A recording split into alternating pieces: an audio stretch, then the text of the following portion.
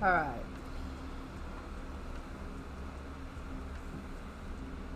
Greetings all, Shardvixen here. Alright, so today earlier I had said that I was gonna talk about the X-Men Unlimited. We're gonna talk about some history about it. Originally I think it was supposed to just be like I don't know, a one-timer thing, but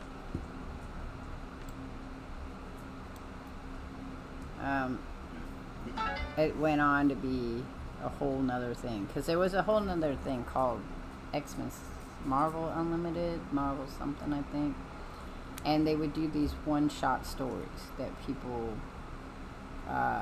seem to enjoy, and I have some favorites in here. The first one is not really my favorite, but one of the things I wanted you to notice, this is very shiny. It's not like the older comic books that was more like paper. This is like magazine style paper. I can't remember who's the artist that did this, the Unlimited. But you start to see more realism in the stories on these that I really liked. Kind of like that right there. I should make a copy of it. Then I could color it. I can make a black and white copy. Watch. Shh, don't tell anybody. I'll show you how my printer does copying. So stick this on here.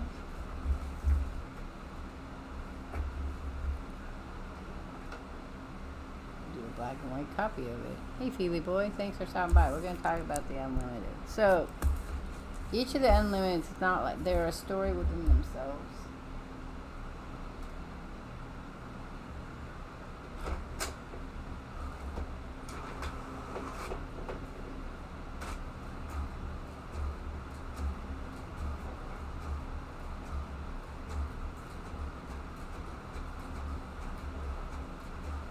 I'm making a copy of that. See how it turns out. Might not turn out.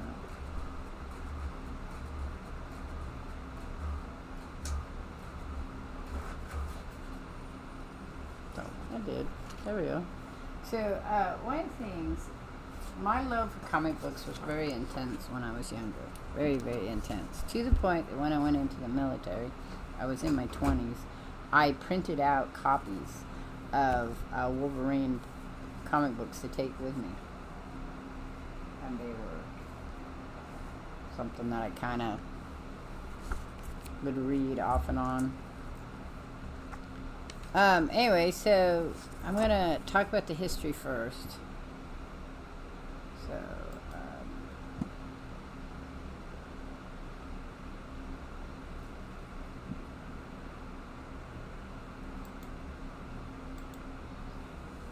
let's go.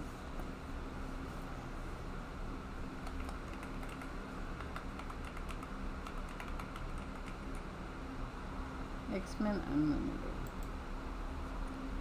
Okay, so let's do our Wikipedia's of it. Okay, so the X-Men Unlimited is the name of several comic book titles published by Marvel Comics. An anthology title, it features stories that focus less on the main continuity and more on peripheral, like outside events. My language skills today are pretty. Okay, so of the X-Men characters. So the first two series ran from 1993 to 2003, and the Infinity comic books launched in 2112. I do have those. I don't have a whole lot. So this is the second series there. I'm pretty sure. Because of how it goes. So I want to review these, but on the same token, I don't think reviewing is easy to do with comic books. I mean, there are people out there that do it for a living, and I I know this, but it's, to me, it's like any other art. It's kind of each person has their own theme that they like. Like if you're really into Xavier, Cyclops, and Storm, this is going to be a book for you, right? This is the book that you're going to enjoy. There's some cool stories in it, some cool things that is talked about in here that are connected to the X-Men stories, but they're not, it's not the same as when you're reading it and you're going through each of these issues to continuize a whole story. This is one whole story in itself, and it brings in some extra, each one of them brings in extra characters or whatever. I didn't like number one. Number one was not mine. I collected it because I was big into X-Men at the time. So, Volume 1. This title allowed new and lesser-known writers and artists to write and draw the X-Men comics. The comics were also usually self-contained stories, with the exception of a tie-in to the Onslaught crossover. I didn't like the Onslaught story either, so I have some of it, but not a lot of it. This was particularly unique during the late 1990s, when most X-Men titles frequently had story arcs that were several issues long. It ran on a quarterly feature, released 4 issues per year until late 2002, when it converted to a monthly title. So this one right here, July, this is June 1st, and this is 1993.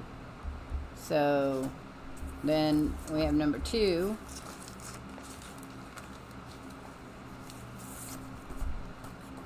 And they're heavier. You can see they're a thicker book. And they feel heavy. So this one was September 1993. So we went from June to September, as they said, and then we have December. So it's like they said, every 3 months or so, I think. The Volume 2, the second series, ran from early 2004 to 2006. I do not think I have number 1 of the new series, but we can look and see. This one is one of those, I think. I'd have to look at it. 17, this is 11. Yeah, this is 12. Oh, that looks really nice, honey. Yep. Cool. I've done stuff. I've worked in getting there. I tell Walt, if you're out there. Walt. He's not. No. He's not here yet. At least he hasn't said hi, so. His loss. His loss, haha. So yeah, so this is Volume 2. Now, like I said, you see how thick this is and then how thin this one is. So the second series, which was a monthly thing, it's not as heavy duty. It's still in the really nice paper, but the real shiny paper, but they're very thin in comparison to the other one. This was done, this is number 12 in 2006, February 2006. I only bought this one because it's Wolverine and the story of Jean Green. I like this story too. Now again, this is a preference as far as the art goes. I particularly don't like this style of art, okay? I don't like the surrealist look to it, because that's really kind of what this is more surrealist style. It's not one of my favorite styles. Where did the thing go that I just bypassed? Right here. Stuart Moore is the writer. C.P. Smith is the artist. So, I mean, if this is your kind of art, then, you go look to him. To me, it's very blocky. It doesn't flow really well. I like some of these images here, like this right here, where the whole mountain blows up and he's walking towards it rather than away from it.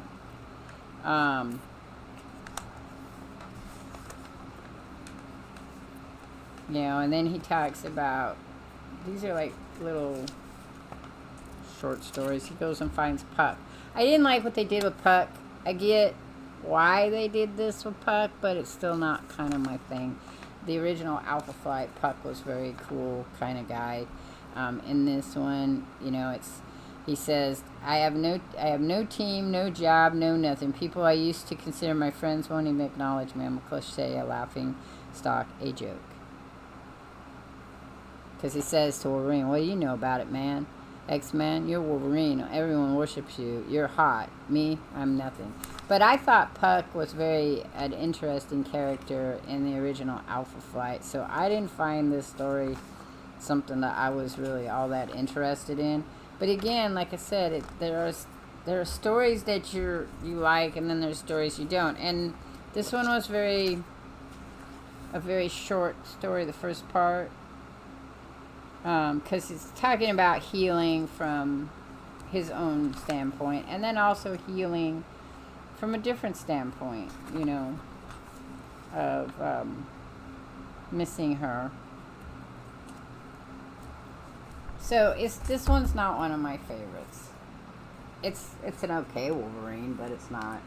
So the style, you found it weird, its construction and facial models. Yeah, but the color is kind of nice, and I agree with that. A lot of the external stuff is good. I find that like you, I didn't like how they portrayed the characters personally, but you know, that's just me. But that's series 2. The second series ran from early 2004 to early 2006. I have 1 or 2 of them to read them, and I just wasn't that interested in them. I think I have some more here that... you have this one. This one's about Bishop. And this one's about Bishop, and this is another Dark Beast kind of style one. And again, none of those characters are that I was overly interested in. Bishop I liked, but they did something weird with him, and I can't remember what it was. But when I went back to read it, Bishop is not like Bishop was. So, and this may be one of those in that stories, because you have 2 stories now in the Unlimited rather than one big story. They're talking about Bishop, Jubilee, and Cyclops in this. They took Jubilee and made her a vampire. See, now I don't like this art style either. It's very, the darkness isn't the part that bothers me. It just has a very flat look to it. So, and there isn't a whole lot going on in the background. The emphasis is mostly on the characters, which it could be fine. I don't like the chromatic colors either, because it's not chromatic, what's the word for it? It says chromatic, yeah, right? It's not my favorite style. And the story was like, eh. Now this one, it's a different artist. I like the there's more going on in the background. It has a cute kind of sensation to it, but still not my favorite style. I like a lot. I guess I like more the classic styles, so that's probably why I wasn't very interested in it. And again, there's nothing wrong with them wanting to do like a piece and part of it. So, Volume 2, each issue contained 2 short self-contained stories. In almost every case, each story would focus specifically on one character, giving an in-depth glimpse into their psyche. So if you wanted to know a little bit more about the characters, that would be the way to go. I just was unimpressed by the art of the ones I got for the second series, so I didn't go it. And I don't have the X-Men Unlimited Infinity comic book. Was part of the Reign of X line of the X-Men comic books, featuring a rotating adventure of the Kraken mutants, with the first arc featuring Wolverine's battle against AIM. The title was released in weekly chapters exclusively in Marvel Infinity Comics. It later became part of Destiny of X and the Fall of X line. So,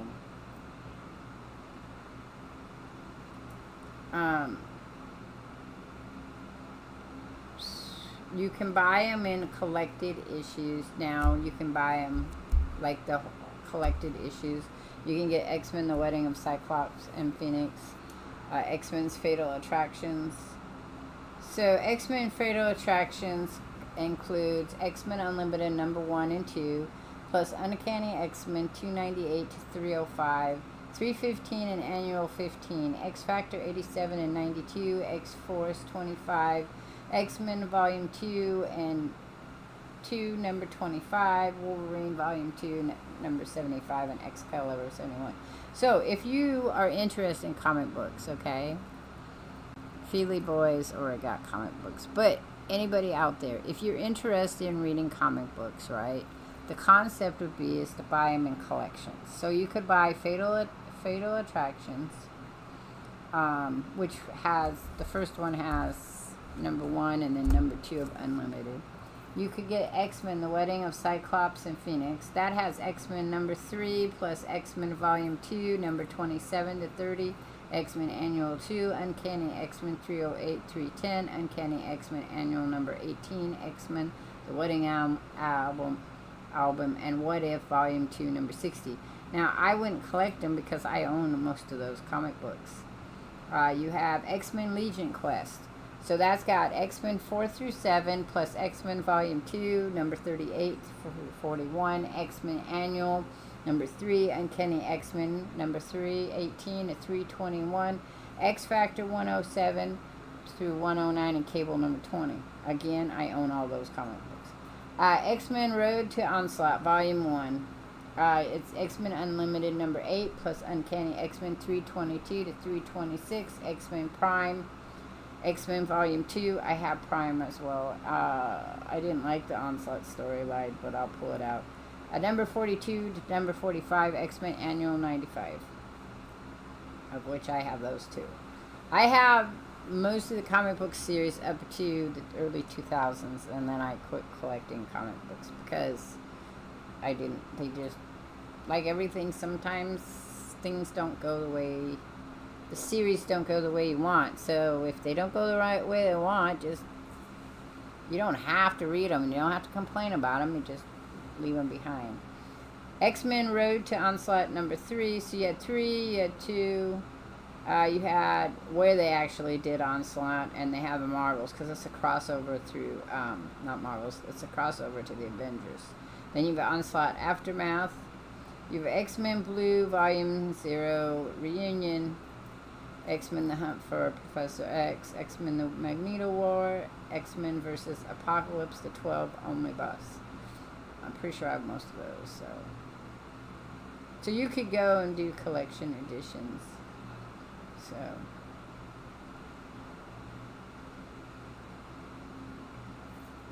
is that what this one is? Is that what that one is named? Yes. Okay, so Volume 1, Follow the Leader. Primary cast is X-Men, Professor X, Storm, and Cyclops. Number 2, Point Blank, Magneto. Okay. I'm just going to run through the ones I got. 3, Whispers of Scream, Sabretooth, Charles, and Xavier. Number 4, Theories of Relativity. That's this one. And that has Mystique, Nightcrawler, and Rogue. Number 5. Let's do it this way, because I'm going to look at them. I love the cover of number 5. Number 5 is Hard Promises, and it's about Xavier and Leandra, who I always liked when they started drawing her more like this. I really enjoyed her. Primal Scream is number 6. That's this one. It has Cyclops, Jean, Havoc, and Polaris in Savage Land. Then we have Memories, which is about Storm. We have First Contact, which is about Bolt. Which this is him and you. It's a story mostly about him. And it's not really, again, not something I was overly interested in. It is okay to look at. It's an okay story. It's got some nice posters in the back. you have where it's about this young man who's learned about being a mutant. It's basically what it is. And they did a lot of those. You have number 9. I don't think that's the one on. This is Bloodscreen.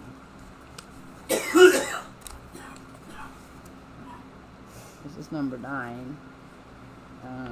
This is Horse Latitude, and it just features the X-Men. Again, has a really nice, has them looking pretty nice, and you get, it's all the X-Men, so you can read the story if you want. It's one of, I like this one, Horse Latitudes. Need to know, this is Beast and Dark Beast. Then we have, it says Magneto and Rogue here, but there it says Rogue and Joseph. So that was what he was calling himself, because he went through this whole memory thing. I like this one. Joseph, huh? Huh? I said, oh, fucking Joseph, huh? Yeah, they gave him the name Joseph. Then he comes back as a X something, I don't remember what it was. And he could heal. That was interesting. This is, this one's called Adrift. This one is the Once and Future Juggernaut, which is a whole story about Juggernaut. This one is,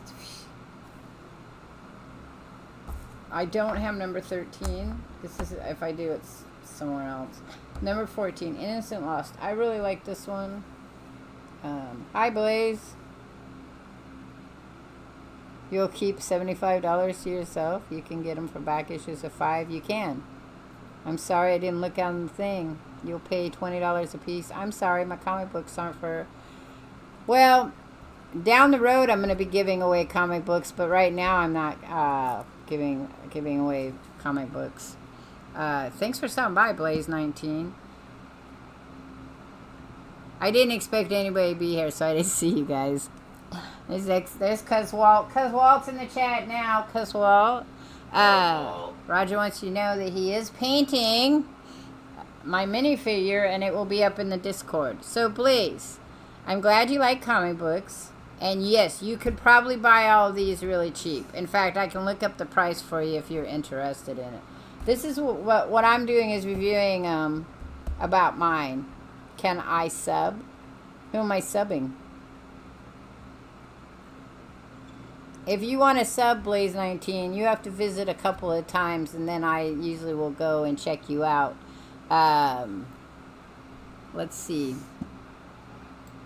Let's go to YouTube, and we're looking at... Whom are we looking at here? Woo.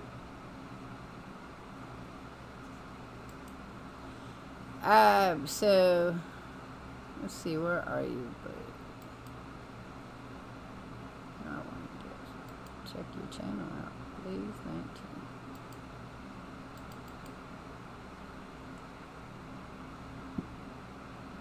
Let's do a search. Blaze space 19.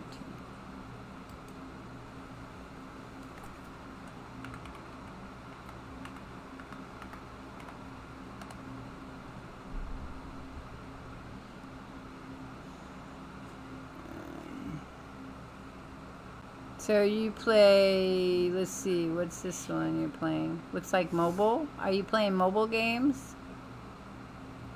You also are kind of young, Blaze, for me to want to sub on you. But everybody, he looks like he plays some fun little games here.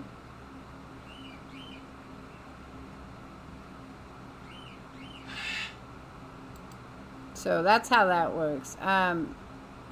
He's right though. You probably could get most of these for less than $5. I don't know. I could go look right now. I have a.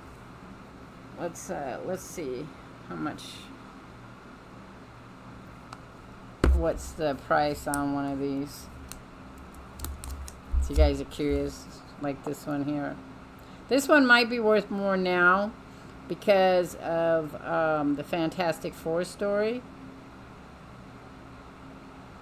I have a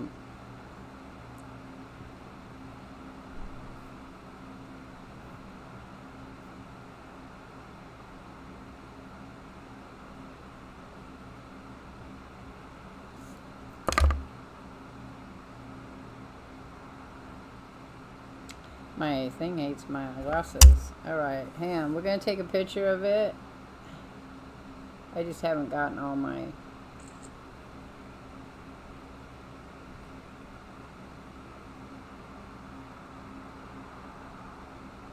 So, you could literally buy this online for about $3. Most of my comic books aren't worth anything. I just like them because I like them. Me either. No trading stuff. So, anyway. Moving on. Thanks for stopping by, Blaze19. And I get what you're doing. You should ask people, but you don't do trade sub to sub. You visit people, you hang out with them for a while on their streams, on their lives. Show that you're avid into being interested in them, and then they'll be interested in you. I don't do YouTube much anymore. I have 2 channels over there. I pretty much just do art on YouTube, and then for other people that used to watch YouTube, some people show up. I don't know if anybody really shows up on my YouTube channel. So my YouTube channel is like at... Because we're doing Wild Rhyme, and Wild Rhyme is it's just the arts and everything, and it's only 46 subs. And then my my other channel, my Shardvixen channel, I think is losing people. So so I don't really do much over there on YouTube. But thanks for stopping by. I just share art. That's it. I do mostly my stream. Maybe someday I'll do that up. Remember, my cognitive is bad today, so I'm getting distracted easy. Anyway, so this is one of my favorite Unlimited. Okay, because Onslaught was Xavier. This is spoilers. Was Xavier? It was a part of him, and Benjamin is the one who ended up taking care of it, and then you read through here, and he gets left behind because the world changes. Franklin Richards is one of my favorite, because Franklin Richards he's a reality. He can change reality as well. They made Franklin Richards because they had to have a way out. Whatever, love. Don't listen to Roger. He has his own viewpoints about comic books. Not necessarily agreeing. There's nothing mean. I'm just saying they needed to come up with something so freaking powerful that it could just show up and end whatever nonsense they came up with. That could be true. I wouldn't disagree with you. I just happen to like the character, and I like... Oh yeah, he's a great character. Right? I like in this story where they hook him up with Leech, and I can't remember the other little guy. But Leech has a way of sucking up people's powers. And then, who's the other one? They are from Generation. You meet them in the New Mutants, and they're part of it. Leech and Artie by name. Mutants, both under the charge of a group known as Generation X, a school actually fostering the concept of a better world for the mutants and humans of tomorrow. Leech is an energy drainer, dampener of sorts, draining other mutants of the very forces which power their often miraculous realities without conscious control. And Artie is a visual telepath deprived of vocal cords as a consequence of his mutation, but what he lacks in verbal skills, he's more than made up with his mind. Yeah, so I thought they have a whole story of their own, little short stories. Can't remember what it was, but I really enjoy that. No. Roger and I can't really discuss things. He gets irritated. He tries not to, but he gets very easily irritated by me. So, in discussions. So we don't have discussions. He should do his own comic book podcast. He should watch the videos that he watches and then talk about them. But anyway, so this is one of my favorite Unlimited short stories because it kind of talks about Franklin and how he ends up with the X-Men. Now, this isn't the first time that Franklin is hooked up with X-Men. It's just one of the change stories of it. And then after that, I kind of stopped collecting Unlimited. This one was alright, if you like, but I didn't like how they drew Wolverine in these. So in the overall of the Unlimited comics, my favorite was this one, this one. It's an alright story. Pretty sure this one, which is all the X-Men, a lot of fighting, a lot of stories, very colorful. I like this one. Could care less about that one. This one, because I like Storm, and she fights some of the acolytes. So, but they go through her externals. It's the externals she fights, not the acolytes. Sorry, forget who everybody's fighting. But she kind of goes through, and she's in with the Morlocks, and you visit all the places that Storm's been at. Then you could react to each other's comic book videos. Oh, you're not sure about Storm and the movie stuff? Well, the X-Men movies are all different, too.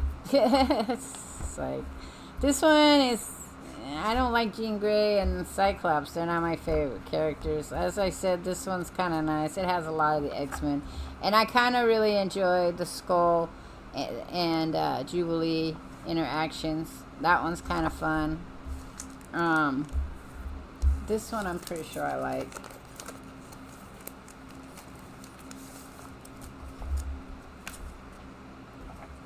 I thought the art in this one. So we had art that was very plain and not a lot going on, and then you have this art where there's a lot going on all the time. There's stuff in the background. You have, intense imagery with the characters' faces.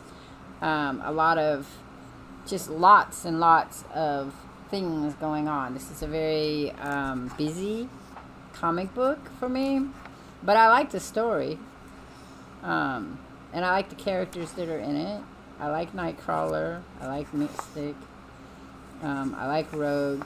I don't like how they colored Rogue in this one, but how they did her as a young girl. But it tells a lot of history about the characters. So that's that one too. A lot of caption to read. Yes. So it's just, this one was very busy to me. So we had one that was really plain. Is Gambit in this one? No. It's about Mystic and Nightcrawler. And because in another comic book they suggest that Mystic is related to Nightcrawler. I think there's one short story in which they say she's his mother. And then she's Rogue's foster mother. Or adopted mother, however you want to look at it. So these two then have a sibling relationship in the comic books. But no Gambit in that one. And no Gambit in the other Rogue one.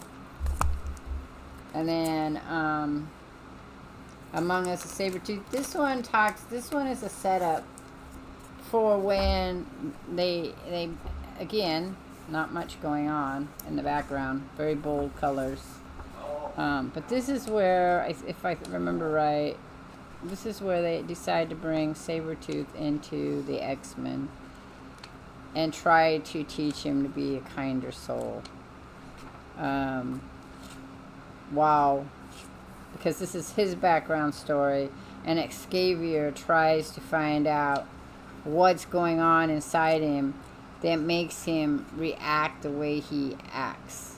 Like, why does he act like he does? One of the things that's little known is that there's a suggestion that Sabretooth was killed by Dr. Sinister and by Mr. Sinister, and then Mr. Sinister used clones to bring a lot of people back and have big fights and stuff. Share a number of pages in each book. Well, these are bigger than the smaller ones. These are like, and you have, this says page 61, 62, so 62 pages, but there are a lot of advertisements, because this is where they talk, you write in. I've read those in the past. And then you have, but this part right here, this whole end part, is like therapy. You go through with Sabretooth, who has, so then here's the advertisement, who they do therapy on. But then later on, they decide they're not going to keep it. So it's probably about 60 pages.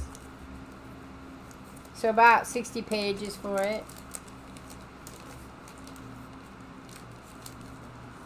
Storm in the movie was based on a later storm. I would say probably like from here.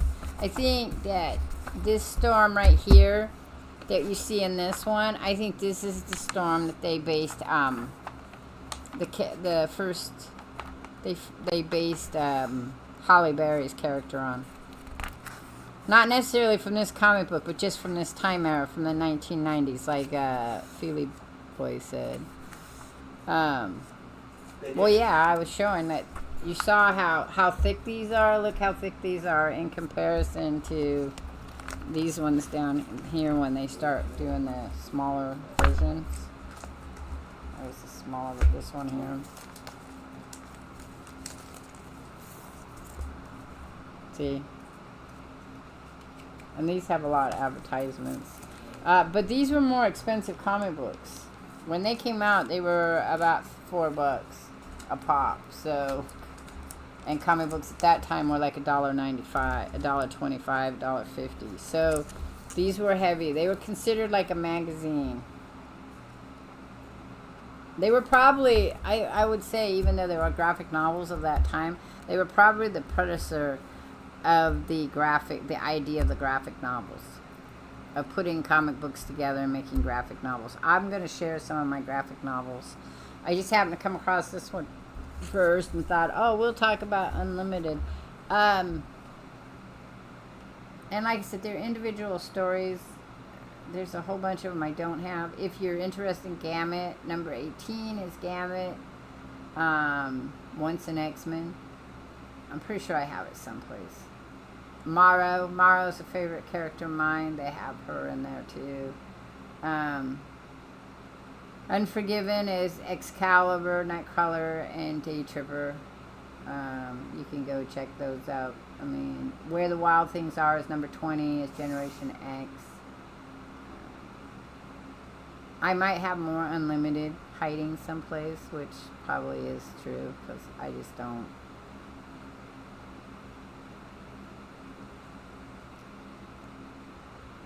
I haven't completely put my comic books up where it's easy to find them.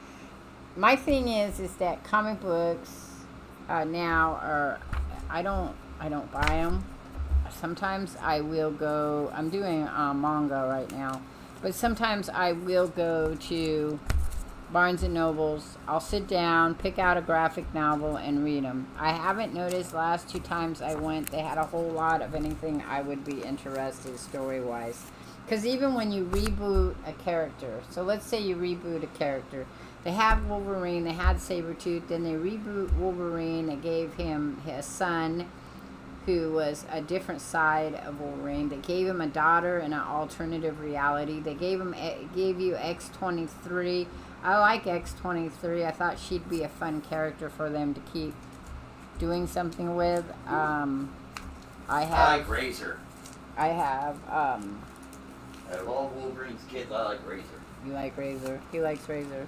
There's also a Wolverine that was a clone and hooked up with a little robotic doll, Elsie, I think is what her name was. She was a android-like style, if I remember right. I'd have to look that up. I mean, Wolverine and Elsie, I think, is what it was called. And they were fun, too.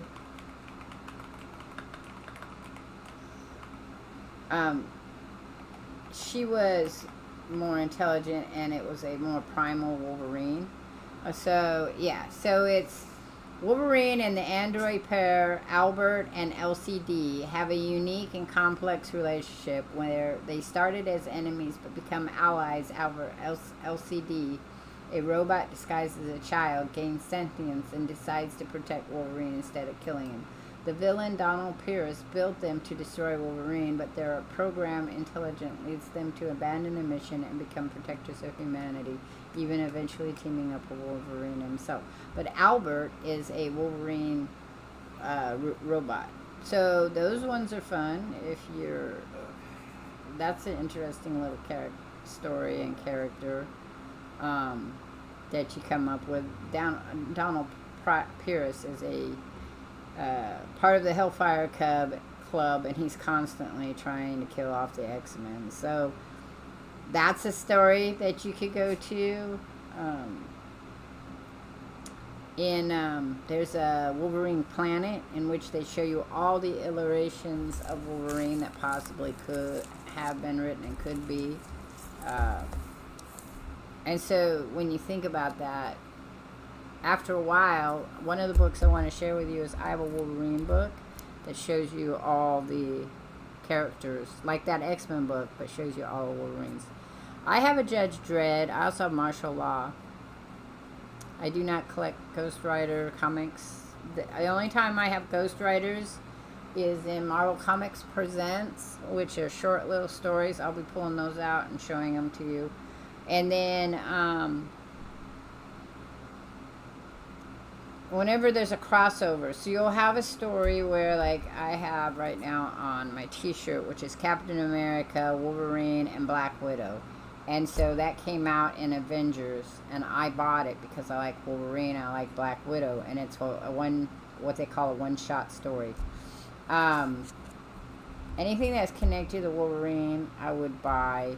Anything that connected the X-Men, I would buy. So there's lots of what they call crossovers. And that would be Avengers crossovers, and that would be X-Men crossovers, and then you'd have crossovers amongst X-Men comic books, just all the different series of X-Men comic books. But yeah, so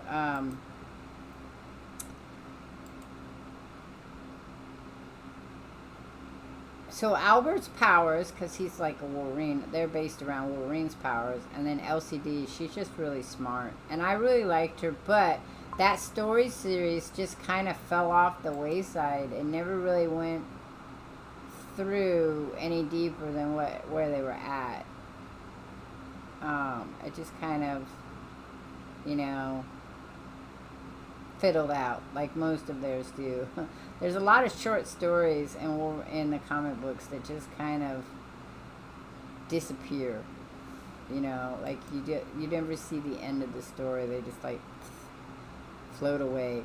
So first appearance of LCD and Albert is Wolverine number 2, number 37, volume 2, number 37, 1991. They were associated with the Reavers, and the Reavers were a Donald Price, cyborg, bunch of people they had.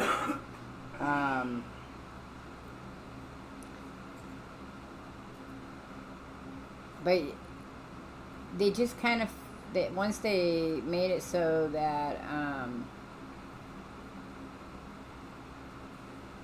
once she reprogrammed Albert so Albert wasn't trying to kill Wolverine anymore, that was kind of the end of it. Now Roger says his favorite is Razor, and we'll look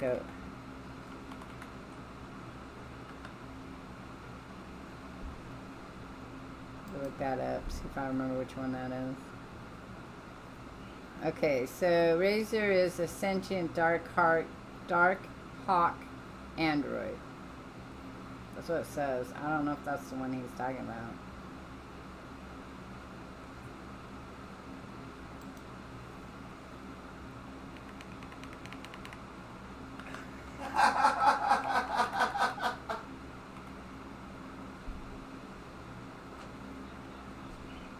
So I don't know. He isn't. Oh, it's Razor. R-A-Z-A-R. Is that what it is? Yeah. Apparently he's in the that new game. Not the Wolverine game, but the new Marvel, whatever it is. I don't even know.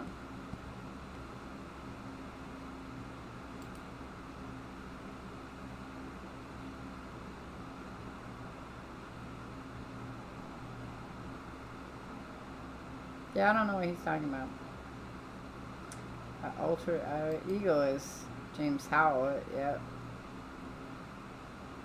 I can see what different Wolverines are. I have a very old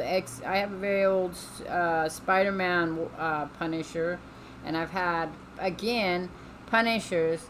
If I have Punishers, it's because they're crossovers from other stuff. Well, there's supposed to be a Wolverine game. It just kind of froze. They haven't talked about it forever. I think I shared the last time they talked about it.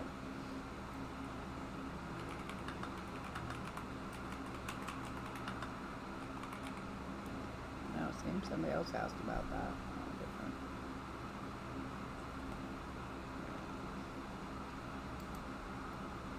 So we have Old Man Logan. We have Patch. We have the Crucified Wolverine, the Calverine, the Worst Wolverine, Wolverine. I was just variants from across the area. So variants from across the multiverse. Meet Old Man Logan, Ultimate Wolverine, Jane Howlett, Captain Jim Logan, and more of the various Wolverine variants from across the Marvel multiverse. And you meet them in, like I said, if you read like Exiles, I'll share with them, and there's a planet, there's a whole Wolverine. So I have my graphic novel of Old Man Logan. That one's pretty good, which I will share with you. There's the Days of Future Past Wolverine, which is him in the future, which is another favorite of mine. The Age of Apocalypse, which is where he loses one hand. We have the Ultimate Wolverine, which I'll talk about that one too. I have it. There's Wolverine, Agent of S.H.I.E.L.D. I did not buy those, but I do have it. The What Ifs, I think, for it. Jane Howlett, which is a combination of it says to stop Onslaught from absorbing the power of the Phoenix Force, One World's Jean Grey assembled several Wolverine variants from across the multiverse in Weapon X 2024 #1. One of these variants was Jane Howlett, who was born to a wealthy family in the late 1800s. Thomas Logan, the Howlett's groundskeeper, killed Jane's parents to steal the Howlett fortune, only for Jane to pop her claws for the first time and kill him. When she inherited her family's money, Jane became an adventurer and went on a mission like hunting a Wendigo with the Ulysses Bloodstone. After joining the team of alternate reality Wolverines, Jane helped neutralize Onslaught's threat before returning to homeworld. So that is just in a multiverse thing. And Weapon X X-Men 2024, I wouldn't have that because that's 2024. I don't buy comic books. You probably could find it. We could probably find it in a graphic novel. We have Zombie Wolverine, which is coming out with the Marvel Zombies. That one's kind of funny because if you watch, he's one of the few zombies that stays alive. And in the comic book, there's a part where he's eating pieces of himself so he doesn't kill anybody. We have Wolverine Noid, a private detective bootlegger, an experienced fighter with swords and claws weapons. His name is Captain Jim Logan. That's where they took... that comic book is a concept of where they make it more of a real world style superhero stuff. Do I like zombie video games? Not really. I play them, but I don't really like them. I have a few of them that I've played that I was alright with. I don't like, the one I really don't like, that I have to get back to is Days Gone. I really need to get back to Days Gone. And it's just, they're so hard to kill, so I was waiting to see if I could change that. We have Wolverine, Lord of the Vampires, We have Governor General James Howlett. We have Nova 2099, which is from the X-Men 2099, which I have. We have Old Man Phoenix, which I have not seen, and that is, doesn't say where that one comes in. It says, in a dimension ruled by King Thor after Loki wiped out humanity, Wolverine bounded with the Phoenix Force to become Old Man Phoenix. To stop the future from coming to pass, Old Man Phoenix traveled to the main Marvel universe. Oh, here it is, Marvel Legacy 2017. Yeah, I wouldn't have that one. Kind of a cool picture, though. And then, that's pretty much it that they list. I have the What If. Yep, I have the What If Wolverine was an agent of S.H.I.E.L.D. Because I love that picture. I've had that picture as a poster. But I'll pull those out and we'll look at them when it comes to time. But anyway, so if you're going, if you still have to finish Silent Hill 2. That's not happening probably. I can't. Some of the older games I can't play very well. But I don't know. Halloween's coming, and maybe we'll put Silent Hill back in. There is another Silent Hill. I was gonna look for Silent Hill 2 as well, but maybe. So my suggestion that if you want one-shot stories, I would look into the X-Men Unlimited if you have a chance. I would do the older X-Men Unlimited unless like Bishop or some of the characters are ones you want. But for the price, you probably, of the two, this is probably worth it more for you. I really like this one, but I like Magneto. Magneto is one of my favorite characters, even when he's being a bad asshole kind of guy. He's just one of my favorite characters. I like Sabretooth too. Magneto is an When they anti-hero. use what? Magneto's an anti-hero. Yeah, I can't hear you, and you're yelling behind me. Because Walt wants you and me to do a podcast together in which we discuss comic books. Not a good idea. Huh? It's probably not a good idea. I said that. I'm not trying to be mean. No, I said the same thing, not being mean. Roger and I do not see eye to eye on quite a few things. And he gets very excited in his not agreement stuff. Whereas I don't get as excited about it until he gets excited, and then it becomes a war. So we don't do that. Roger's come a long way because we can play video games together now. We played them in the past, but he'd get cranky, and I'd like go. I gotta go now. But anyway, that's it for Unlimited X-Men. I wish I could read them to you guys because some of these stories are just really great, but I can't, so it'd be great if I could. Now it's time for Legos. Legos. Lego. Lego. Lego. I gotta go get it, though.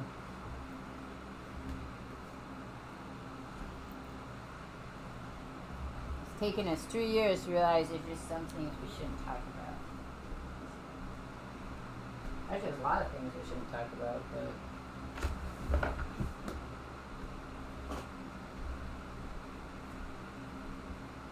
I have you guys to talk about things too.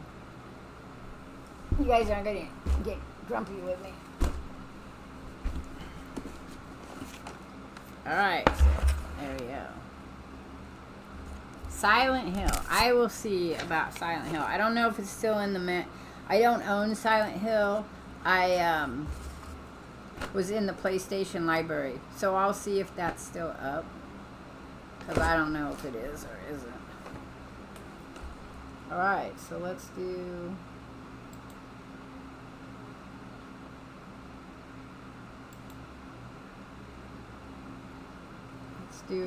Lego.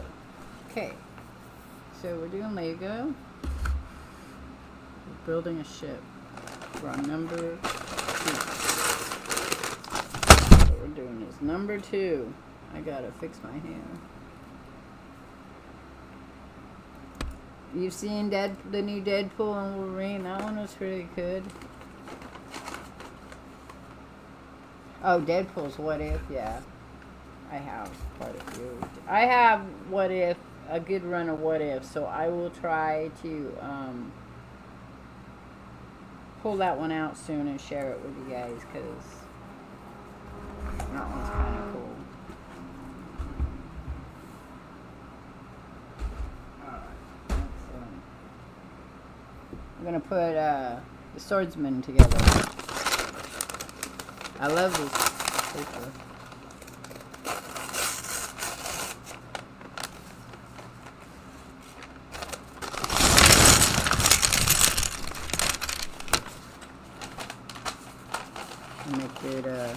Make good envelopes for your journals.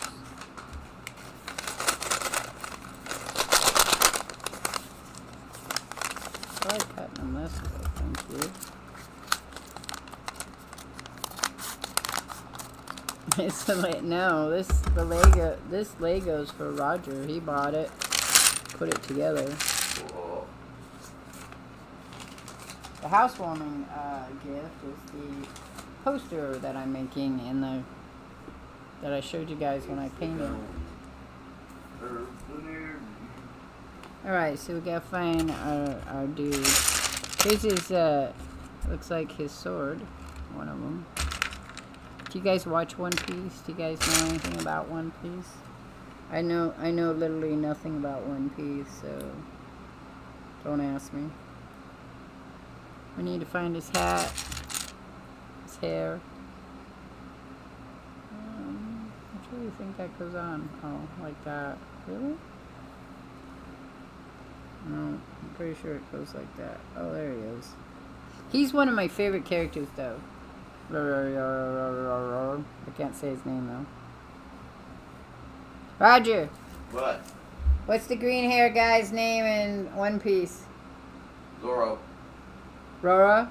Zoro. Zoro. That's it. Well, he's got a whole name, though. There's technically two different pronunciations for Zoro and Luffy's name. Yeah? One's Rufy and Zolo. Rufy would sound very Filipino. Well, can't find his legs. Oh, there they are. Translations. Well, that makes sense. That's the reason why there's different stuff. Yep. Okay, we got one, and it's two swords. So how do we?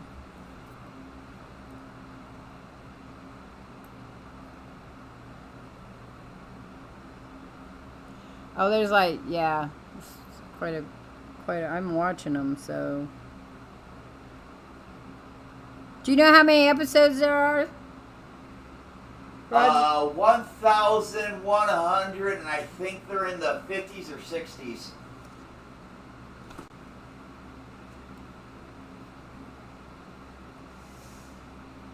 Okay, I'm a little confused by them. Oh, this one goes here.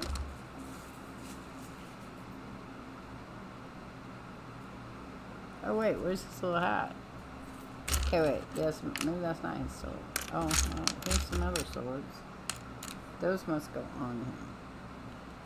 Because he does. What's his sword style? The three sword style. Three swords. Okay, so this one goes.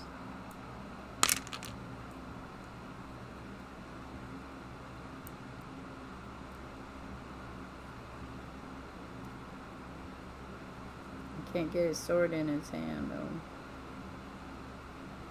Doesn't want to go in. It doesn't want to go in. We're not starting out well today. Okay, I will let. But he's supposed to. This one goes like this. Okay, so that's part of his three, where he holds it in his mouth, kind of thing. Doesn't show it going.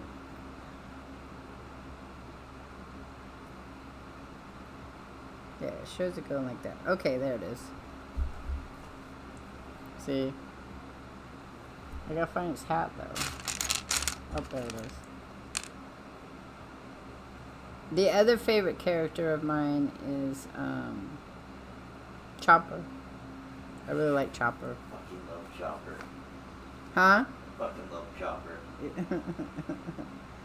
Chopper's so But everybody loves Cotton Candy Chopper. Cotton Candy Chopper? I don't know Yeah, if Tony everybody likes- Chopper. He loves cotton candy. Oh, I see. You take this off.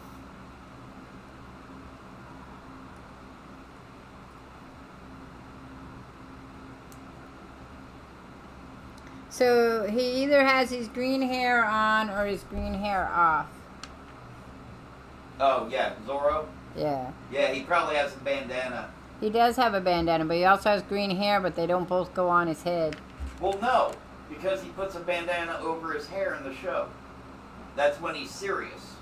That's when you know everything's about to die. Well, here, I'm going to let you play with these. To get the swords on. Because... one goes in each hand. And I one know, goes but around I his can't neck. get him in his hand, and I'd like to move on with what I was doing. So I got it on his mouth, but I don't. They got like extra here. So you have an extra on his mouth, and then you have 3 black swords. So when you get a chance, when you're done painting, you may come over and get him and put his swords together. I'm done with him. That drives me nuts. I watch, whenever I'm doing something like drawing or whatever, I'll put One Piece on. Because One Piece has a habit of repeating itself a lot. So I just kind of go through and listen to the story. Alright, so we need, I'm going to put this here. We need this color ones. There. I was just thinking, so I seen some other, I'm going to share them. I want to get the haunted house and the castle to make. The castle to give to my grandson, the haunted house to give to my daughter. I'll keep it myself, I guess, I don't know.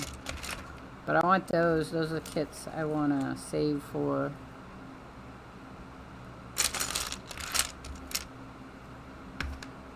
Okay, so then we're gonna put those where are they going? I hate when they don't show you, they just on the grade there. Okay, so oh, these are two of those. Okay, so these go here. Thinking? Yeah. Oh, no. These go right here. This one goes right here. It would be fun if I could do them like they do them in the, you can't do it live that way, but you could do it. I'm missing one.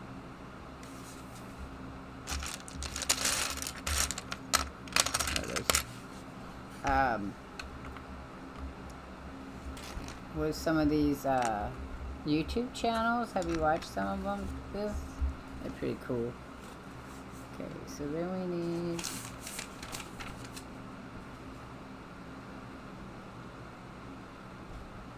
I don't know which all the characters are we get, so 2 of these.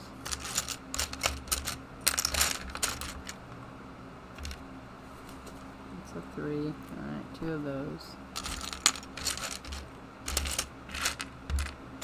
Blah, blah, blah, blah, blah, blah. Oh, you know what? You should look up and see if there's any new stuff about the new Wolverine game. I think they just shelved it. I think they say they're working on it, but I think they shelved it for a while.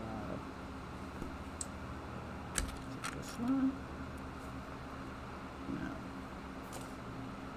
No. No. Can you guys hear the music?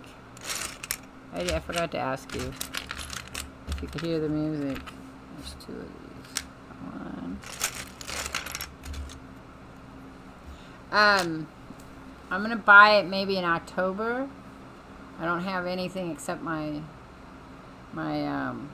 tablet cost going out. So, and if I do, then I'm gonna play it with my son. Have you played it? Are you playing Borderlands 4? Cause Walt? Cause I don't have the money. And then I did see this other game I want to buy from me and my son called Wobbly Life. I went on it earlier, and it looks like it would be something we could play across platforms, so I just don't have the cash for it right now. Alright, there we go. Okay, so this goes right here.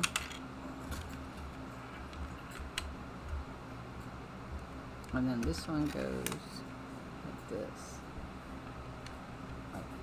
Like this, right? Like this, maybe? Okay, there it is. Where'd that other one go? That's two. Where'd the third one go? There it is. Huh. I didn't know why it went for a walk. You played for a few hours so far? Do you like it? Did you play? You played Borderlands 3, so my son and I are playing Borderlands 3 together, but he don't like Borderlands 3, so he says he's heard mixed reviews about it. So I was just wondering if you like it or not.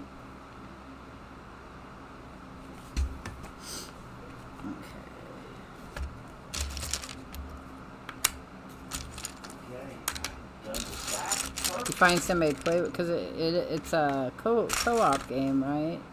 I mean, you can probably play it by yourself, but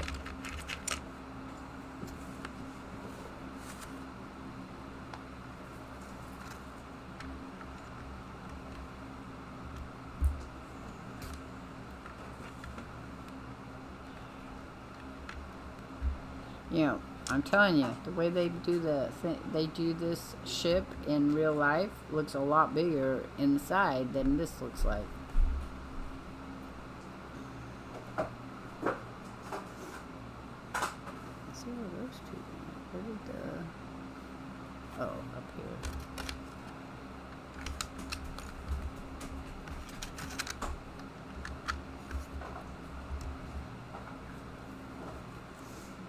Then we need windows.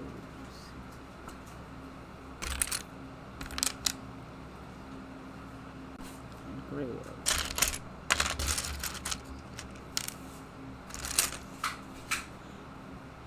It's fun so far. You've been matchmaking campaign. Do I like building ships? You know, this is the first Lego boat I've made. I like building Legos. Even when I get frustrated, I like building them. I think that they're a good way to show your artistic thing. I just found a book I'm gonna get that shows you how to take your excess Legos and build them into things. So I think I'm gonna do that, because if I do that, then I could take them apart and I could package them as a package, and then other people could build them if they wanted. So I thought that would be fun to do. Let's see, we're supposed to put this one in here. Oh, yeah. That's, tiny as shit.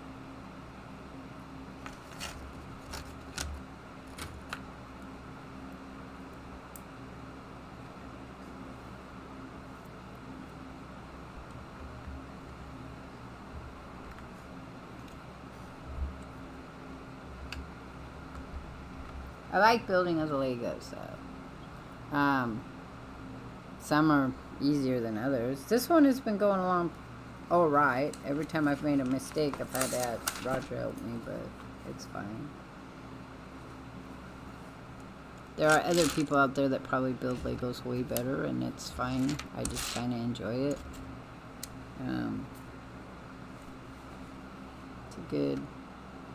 It's good for your brain. And my brain needs all the help it can get some days.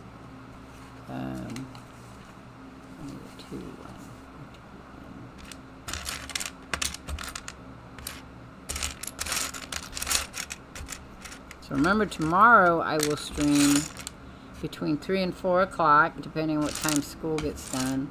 I'm trying to get school done at 2:30. For me, the boys have to work on their... It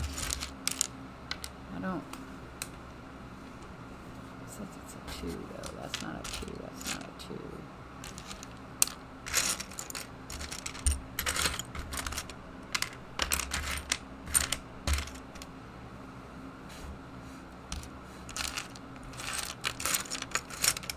it is. A moment to realize what it looked like. Oops. And then tomorrow we'll do Far Cry. Probably Primal, just so I can remember how to play it again.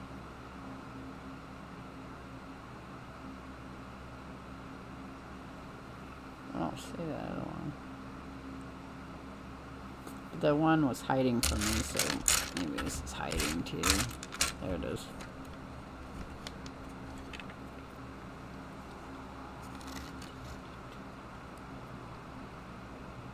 You love the space.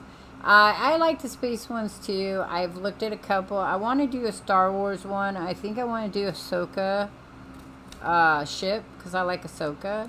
So I think I want to do that one. But like I said, it's I'll share the kits that I'm looking at that I'd like to do.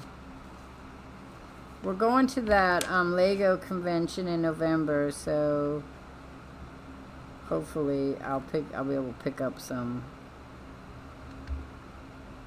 Lego kits.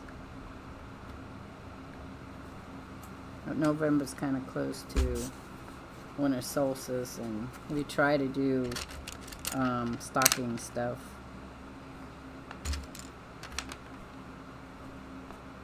For the boys. And then we all hang out and have a good time, and then it'll be the end of the year. Interesting how close we are to the end of the year, guys. Getting really close to the end of the year. Okay, if this goes out further, that will make sense, because ship looks really small in comparison to how it is in the show.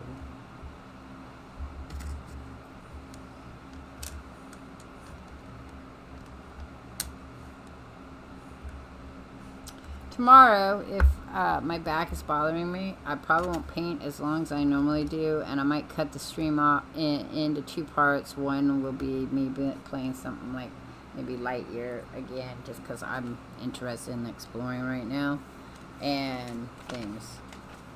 Need a mini screen with the blueprint display. You guys want to see the blueprint? I can put the blueprint up. It's right here. I can do it that way if you guys are interested. I don't know that you were interested in seeing the blueprints. I mean, I'm sure we could figure out some way to do it.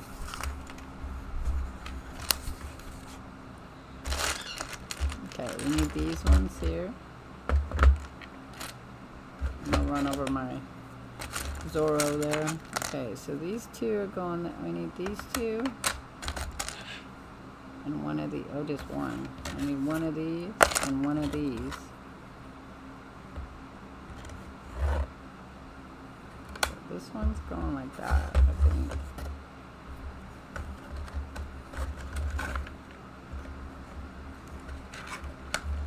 That'd be too technological for me to figure out. I just got it so that the music could play, guys. So, where's that one going?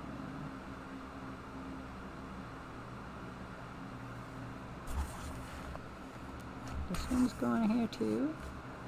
Oh, they're gonna add it to another one right here. Why not just make more the right size then?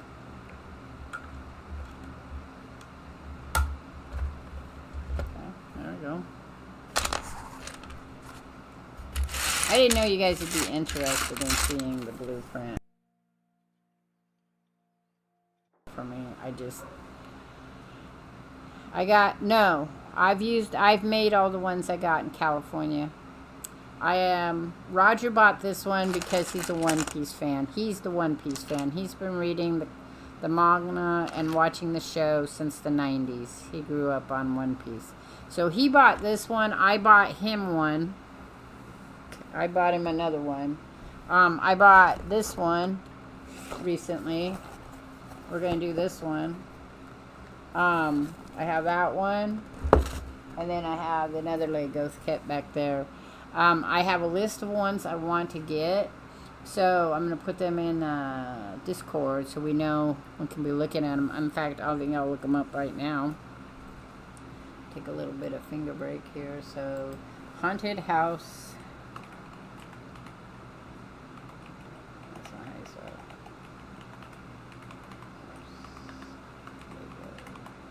Set. Okay, so why is that moving? Let me stop moving. There's no reason for you to move. Okay. So the Lego set is, well, they got a couple of them. Let's see what that one is. That one's $239. So that probably won't be the one I get. Then there's another one. 3 creepy toy set. Yeah, there's one. Okay. So the one I was looking at was $89.99. But there's the Lego Monster Fighters Haunted House, which is $206. You have Lego 10273 Haunted House, it's $149, but that's on eBay, so I wouldn't buy it. I only buy stuff from Lego, Amazon, or the Lego Creator. So I wanted the Lego Creator Haunted House Mansion. That's $89.99, so $90. So I don't know when that's going to happen.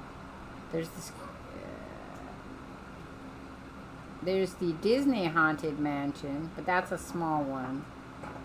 So I'm pretty sure I want, the one I want is the Lego Created Haunted House. And you have a couple ways to do it. It would be great to do the bigger ones, but some Lego kits are not buyable. You can find them in places, but they're not buyable. That's what I'm hoping is at this convention, some people will have them, and I'll be able to pick them up. But the problem is I want to know if they're selling that one. They are selling that one. So, yeah, so they have one. It's a retired product. So there's going to be retired products out there. Has Halloween, yeah. My daughter bought a whole bunch of Halloween stuff. They're selling Christmas stuff in the stores. So the haunted house, the other haunted house, which came with ghosts and stuff, that one's been retired. So you can't see that one. You can't buy that one anymore. But you can sometimes. I would love to get the Lion Knights Castle. That one's $400. So that's not going to be a thing I'm never do. Can't imagine. I mean, not right away. Maybe I could put like $50 away, and then down the road I could put $50 away at a time, and then I could pick it up. But I couldn't do it right off the top of my head. But yeah, if you go to Lego.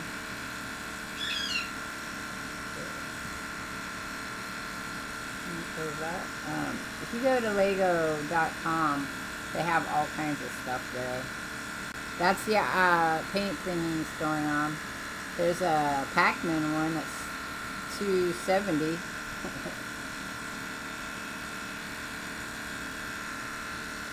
I don't personally. I mean, I put anything together. My daughter wants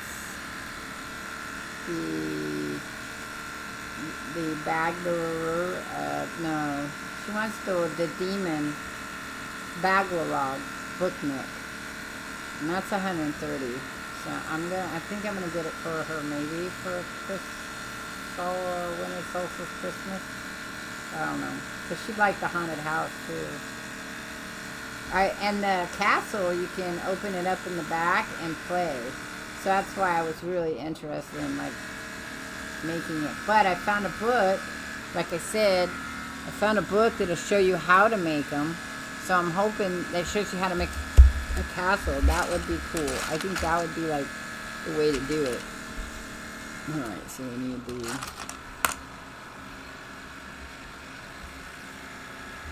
these ones are going on here.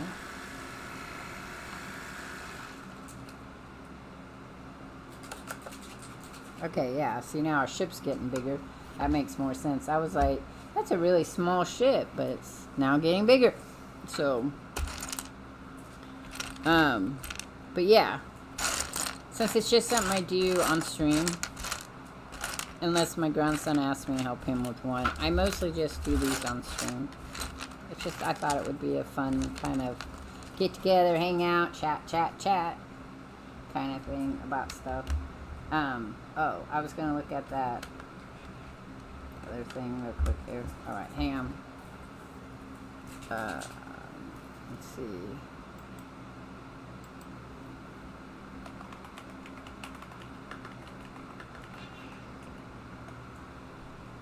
Okay, so it says Insomnia's Wolverine game is on track for a 2026 PlayStation 5 release. I just want to let you guys know that Angel's throwing up. Okay. Got a cold, does he, you think? My mom was just throwing up too, so it might be the flu going around. Your mom? Might be the flu going around. Your mom was also sick? Yeah. Probably. You. So, that's the newest news for the Wolverine game release. Came out one day ago. On comic book resources, Marvel's Wolverine looks incredible, but needs to avoid Spider-Man 2's biggest mistake. Let's see what that one is. It says, so this is CBR, comic book resources. It says, Marvel's Wolverine will be Insomnia's next PlayStation 5 exclusive and marks the first time the studio has taken on a Marvel hero outside of Spider-Man. The game was first revealed during the 2021 PlayStation Showcase and is still slated for a 2026 release, though most details remain under wraps. So far, Sony has only shown a short teaser ending with Wolverine revealing his adamantium claws, complete with the iconic snort sound. Insomnia has a fantastic track record with Marvel games, and both of their Spider-Man titles launched to rave reviews. That said, Marvel's Spider-Man 2 made a few mishaps that held it back from greatness. If Insomnia wants to make the ultimate Wolverine game, the developer needs to learn from Spider-Man 2 mistakes while still staying true to their classic formula. Marvel's Spider-Man 2 was one of the best open-world games of its kind, but it's not perfect. One of the few downside fans were mixed on was the story. The content was fine, but there were major issues with its pacing. It had to juggle being a sequel to both Marvel's Spider-Man and Marvel's Spider-Man Miles Morales, while also introducing new elements. There's a lot to balance, especially in a game that takes 30 to 40 hours to 100%. The first two acts of the game flew by, but the third act piled on way too much at once. Players suddenly had to keep up with Cavern, Harry turning against Peter, Miles dealing with his past, and Mr. Negative, the creation of Venom, and more. There were so many plot threads colliding, it made the story feel a little exhausting. So that was the problem with Spider-Man. But it says giving the story a few moments to breathe, or even cutting out a subplot or two, would have gone a long way towards smoothing out the finale. Big budget games like this often pack a lot after such long developed cycles, and it's clear Insomnia poured in as much as possible out of love for the character. That said, Marvel's Wolverine would benefit from avoiding that temptation and focusing on a leaner experience that doesn't feel overstuffed. The X-Men have incredible roster of characters, and Insomnia game might be tempted to pack in as many of them into the Marvel Wolverine as possible. Getting to make a Wolverine game is a huge honor, and since the character has such a rich backstory and lore, they might want to stuff all of it into a game, especially since it could serve as a bridge into a future X-Men game. Have I pre-ordered the game? No, it's not even out to pre-order. And I wouldn't pre-order it anyway. I don't pre-order games anymore. As much as fans might want to see characters like Cyclops and Magneto, Insomniac needs to learn from Marvel Spider-Man 2 and avoid overwhelming players. Wolverine and Spider-Man are very different characters, and the game won't just be telling a story. It'll have to introduce new gameplay mechanics, and it'll take time for players to get used to them. That's why Wolverine should follow in the footsteps of Insomnia's first Spider-Man, which had one of the best video game openings ever. Players were dropped into the role of a Spider-Man who had years of web slinging under his belt, which allowed them to get comfortable with the title's fantastic gameplay right away. Wolverine should aim to do the same. Most players feel like they already know this version of the character and give them reasons to want more in the potential future titles. Instead of cramming in every detail of Logan's history, Insomniac should stick to the basics and save the rest for future games. References to other X-Men characters are fine, but stuffing too much in the plot risks bogging it down. If Marvel's Wolverine is going to stand alongside the best superhero titles, then pacing needs to be tight and focused without too many distractions. Time will tell if Insomnia manages to avoid repeating its past mistakes, but hopefully Marvel's Wolverine will claw its way to success on PlayStation 5 and deliver the kind of game fans dream of. Okay, so that's that article, that's it. And then the other one was by Tweaktown. And it says Insomnia's game is on track for 2026. And then there's another like picture thing. And that's all it says. It's pretty much the same stuff. They just talk about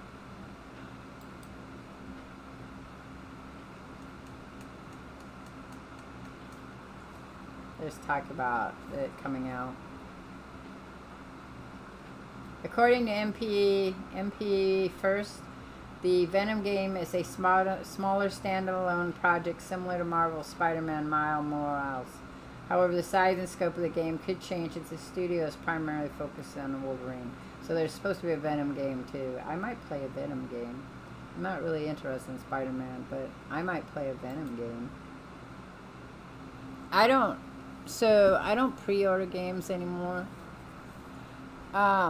Because I've been disappointed when I pre-ordered games. The last game I pre-ordered was Diablo 4, which I wasn't overly disappointed by it. But I did it on disc.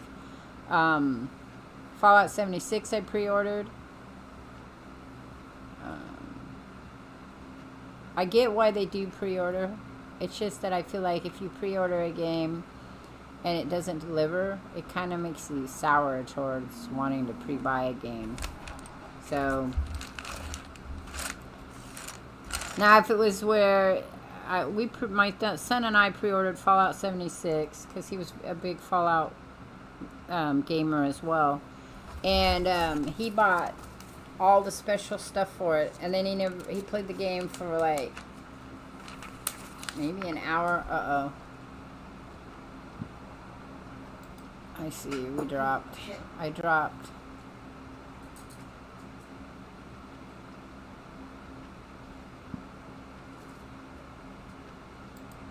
It looks like my stream started to drop. Are you guys still seeing stuff? But he didn't so he pre-ordered the game, Fallout 76, and then was really severely disappointed in it and didn't play it. So he spent almost $100 on Fallout 76. I paid for the normal $60 price, and then he paid for the extra $20. Okay, Feely, it was dragging on mine. Oh, my pants are falling apart. Interesting.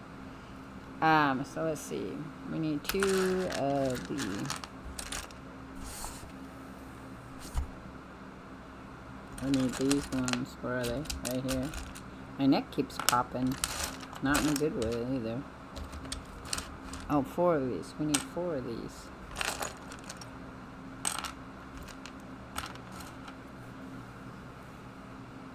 I might pre-order Light No Fire. Has he tried? No, he won't try it again. I might pre-order. I've tried to get him to play, but he won't play it. He was very upset with what they did with his beloved Fallout. He played Fallout New Vegas and Fallout 3 and Fallout. He was like me, but his favorite are New Vegas and Fallout 4. So I might, like I said, I might pre-order Light No Fire. Only because even if Hello Games puts out one that's not top notch to begin with, like it has a lot of problems, they'll get right on top of it and fix it. They've done that in the past, in the past 10 years. So they would be one of the few companies I probably would do that with. Outer Worlds is going to come out on Xbox Game Pass, so I'll be able to just play it directly that way. Grounded 2, I think, is going to come out. So we're going to put those all right there. 1. Can't all be going right there. Maybe they are. Okay, so these are going like here.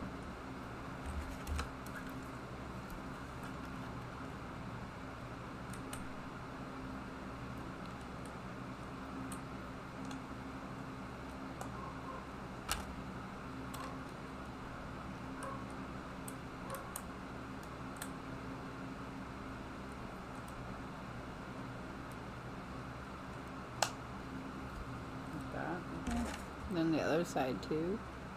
I think they're going on the other side as well. Because that would make no sense otherwise. Yeah, so it must go on this side too. Oh, I screwed that up. Hang on.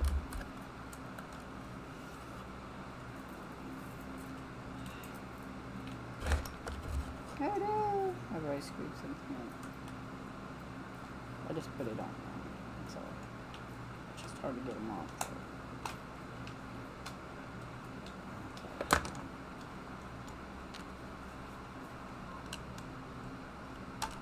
Okay. I'm sure that's how they go.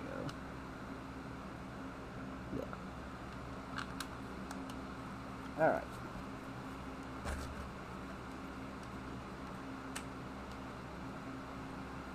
Does it go all the way to the end? No. Okay, I did that right. No, they do not. Okay, and then these go on.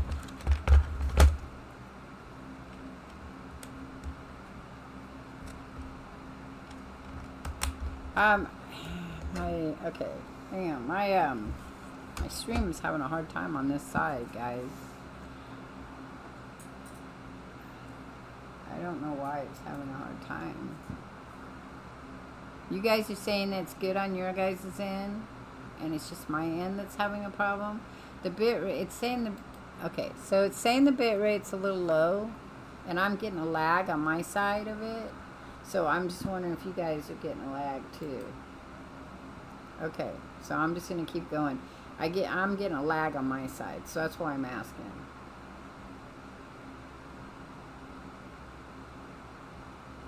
So let me pull up my OBS, because that's going to be my better way to do it. The bit rate's really low, so it's lagging on my side, but not on your guys' side. That's fine. I can't get my OBS to come up, though. Yeah, OBS doesn't want to come up. Why won't it come up? There you go. I'll just watch it on OBS, because OBS is running well. It'll tell you if you catch it. Okay. Yeah, I'm getting a little circle thing of it trying to download, so I'm just going to watch it on my OBS. That's fine. Then it won't bug me when I look at it and go, oh, I can't tell what's going on there.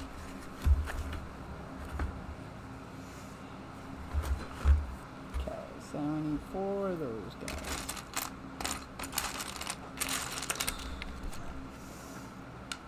I don't know, I go through these bouts where I want to play, a game that's going to stimulate me.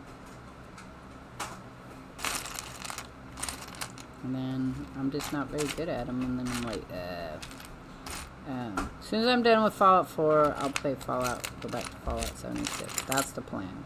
I don't have a problem with Fallout 76. I only have 3 of those. I want 4. I only 3.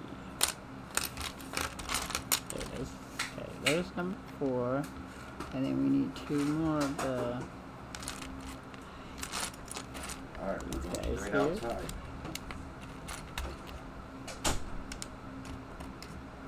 Hex has been having a hard time with the kitty. Also, Unkempt is playing his drug dealer game. If you guys want to go over and say hi and watch him, that can be hilarious. So let's see, we do this, and we're going to put this one on here. I've got hair attached everywhere. It's not mine. I have 5 companions left in Fallout. Well, I have Deacon. I have John Hancock. I have Deacon. I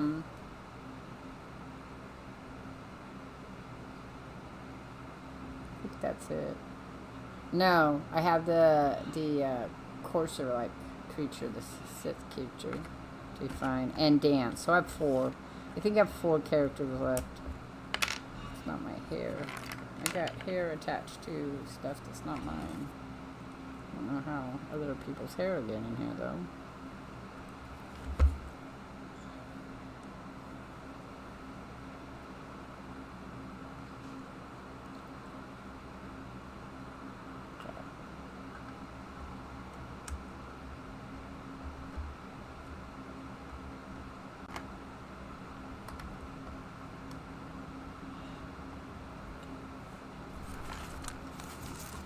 Preston. Oh, and Preston. Well, he's my companion. I just haven't finished his companion quest.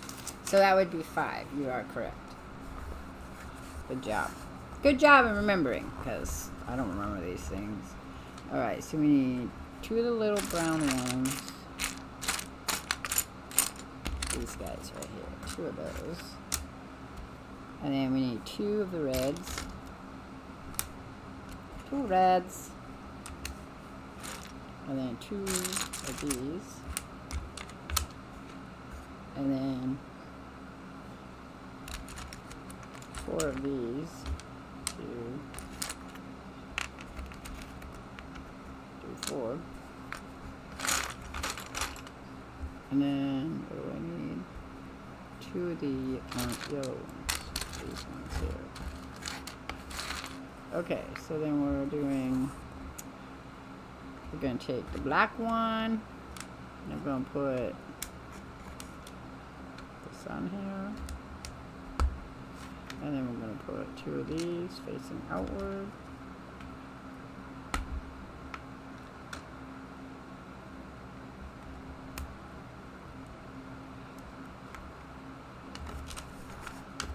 That didn't go in.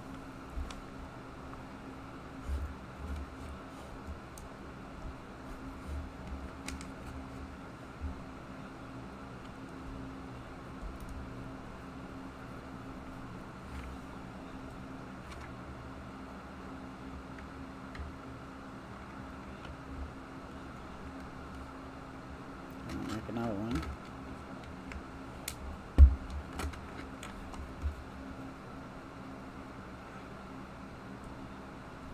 In Fallout 4, you're guessing for the most part. You were doing fine. I didn't. So So here's the thing. I don't have everybody's perk. I finished the story mode. Most of them. Preston's the only one I didn't do right now because I've done Preston's in the past. I've done Preston and Dances. So I'm going to keep them 2 for the last. I have not done Deacon. I have not done X something. I don't remember the number for it.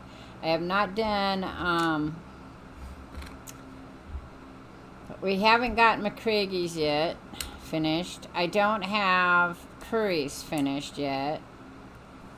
So, to get the perk. I finished the story, but I haven't finished the perk. You have to finish the perk. You have to continue.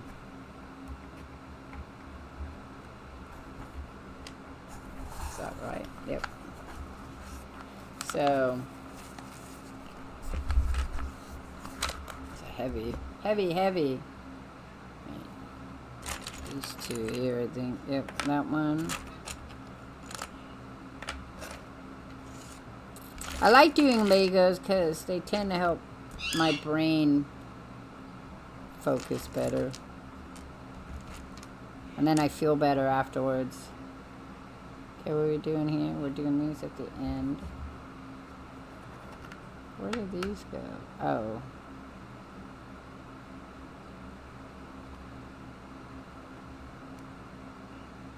Well, they go right here.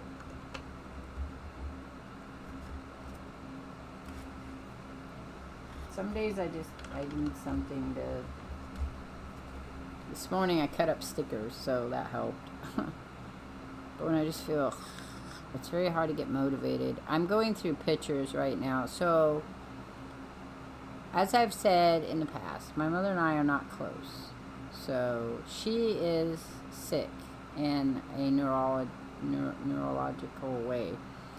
She either has Parkinson's disease or she has the frontal tremors, where everything starts to shake and you can't control the shaking. My grandmother had that, but she's going in for testing this week, I think, to find out if it's Parkinson's. She has to have an MRI done. My mother's not very good in asking for help. She's not very good in letting me see her as a human being. She has to be like a superhuman person. And maybe that's just her time era. I think a lot of mothers that were born like that was their thing. My grandmother wasn't that way, so it's interesting that my mother was. My grandmother was very much a person. She may not have been highly emotional. I mean, she showed joy or whatever. But she was very good in understanding if you needed to share things. She was very open to that. So, for a long time, I asked my mother. We had a family photo album. It had pictures of my dad's family in it and pictures of me as a child. And because I have bipolar and fibromyalgia and cognitive problems, memories are hard for me sometimes. I have very clear memories of like images of movies and books and art and TV and patterns and people's faces, but I don't necessarily have good memories of things that occurred. And there's things that I remember that now I'm not sure are real memories, but are just pictures. And going through the pictures, that's confirming more of it. And also there's a lot of things that I just don't remember ever happening in my life. And that's normal. We all get that. But it's hard when I have people who will say to me when I was young, do you remember this? And I'm like, no. And then I'd say, well, I thought it happened this way. And they'd say no. And then that would be a problem too. So... But I'm finding they're making me feel a little sad. And they're bringing back a lot of emotional pain, I guess. So, I don't really have... I mean, I'll see my therapist next week and I can talk to her about it. But it's not like it's a bad thing. It's just weird. It's a weird thing, I think. Like, there was a picture of my father who was very violent to me after a certain age.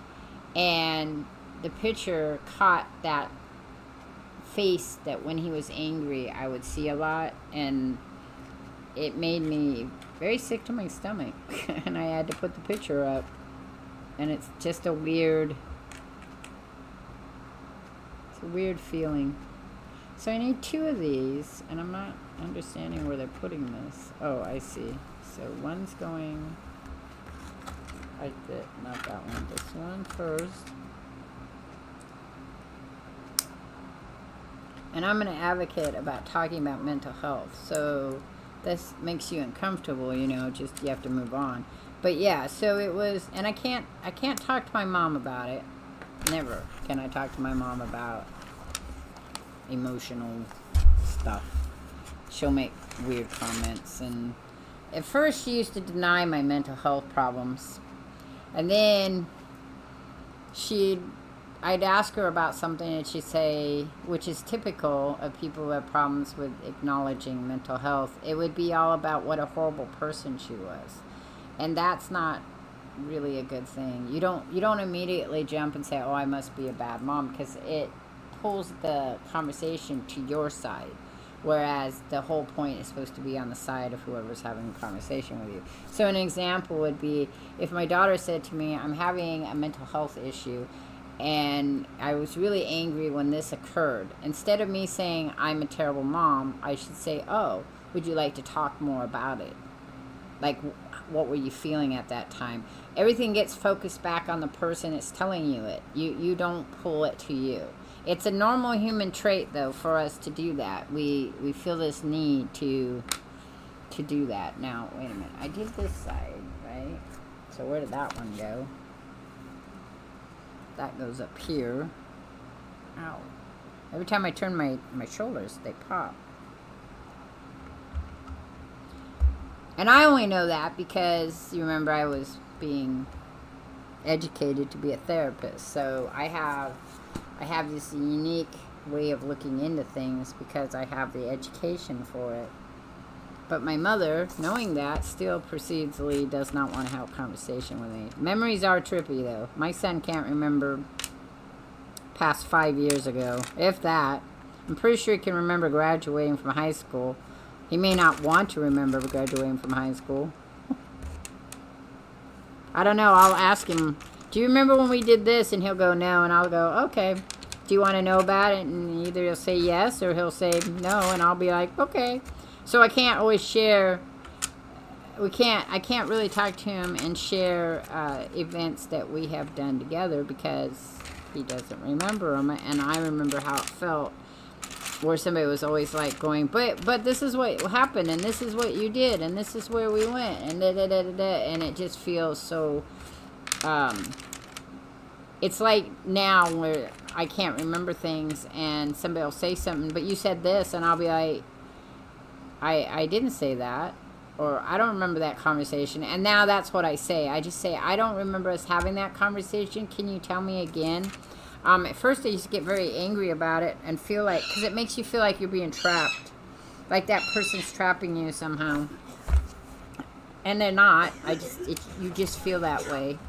That's why dementia people and people with Alzheimer's and people with other memory issues, they get very defensive.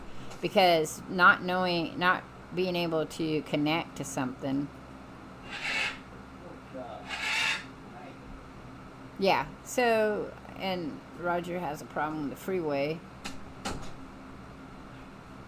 And anger. Anger is a trigger for Roger. He gets angry and it's a trigger.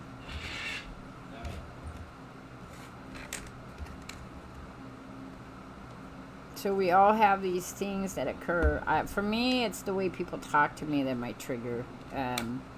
It makes me feel bad because it reminds me of being talked to that way my whole life.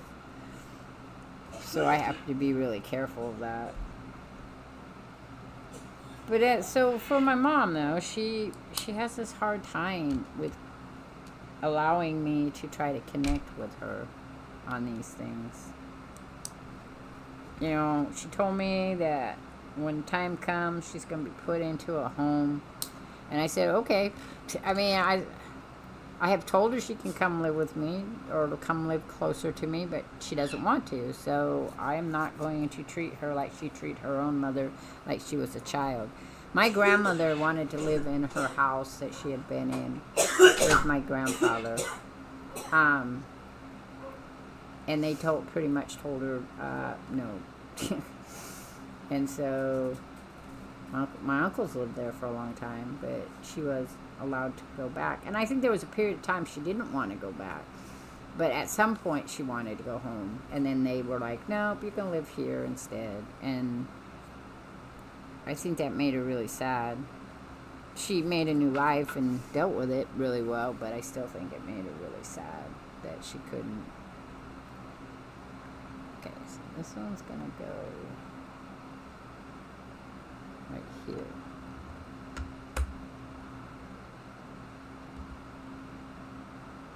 Yeah, right there. It's going right there.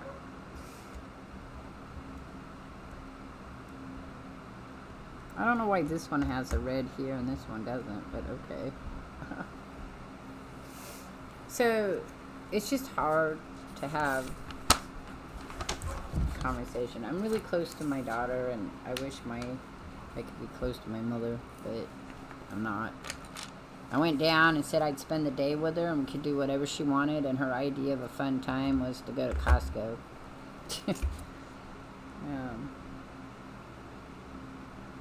So I went to the thrift stores before that, but still, Costco's not my idea of a fun time. I get it though, my mom likes to shop, but I'd have been preferably, if you're going to do that, why don't we just go to the mall or something? Then you can look at all kinds of different things that I might be interested in. We did go to the bookstore, which is good, but we didn't stay very long, which is not as fun. I'm sorry I had to move the blueprints there for a minute. My ship's getting really big. I'm glad, because I was really worried about it. I was like, I don't know how that's going to look. Okay, we need a solid one. I didn't know what happened. This must be a solid one. Yeah, there it is. And then this one. And I need 5 of those. 1, 2. And so lots of people have really good relationships with their parents. I don't really have a really good relationship with my parents. I don't have a really good relationship with most of my family anymore.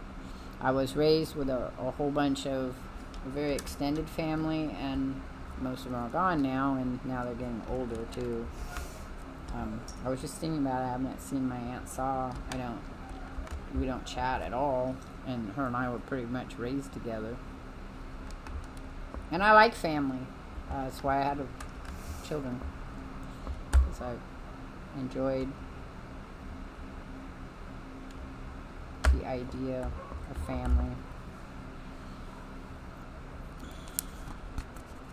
So I never understood why I kind of ended up being on the outside. Powell's bookstore? No. I went to California, went to Barnes & Nobles. I've been to Powell's. I haven't been there recently, but when I want to buy certain books, I'll go to Powell's. We have St. Vinny's here, and they have some nice used bookstores. And we have a family bookstore here that's not Powell's. It's another one that's really fun, too. It's pretty big. It's about, I think it's 3-storied. You can I find there's a lot of nice books there too. We need 4 of these.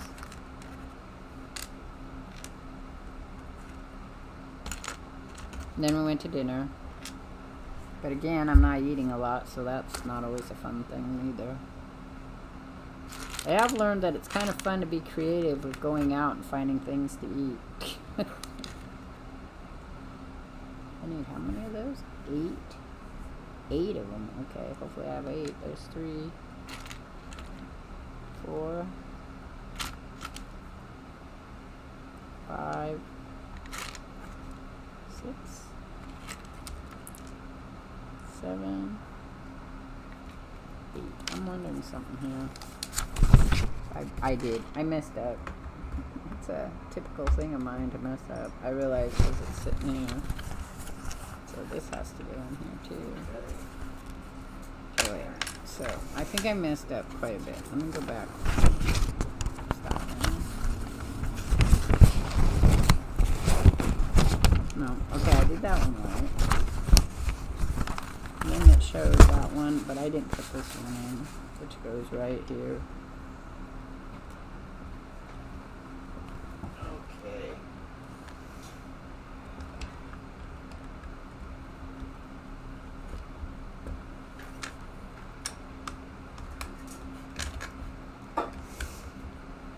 And it's human nature to block things that are bad. Good lore books for games found at your nearby bookstore. Can you rub my neck, honey? It keeps popping when I turn my neck.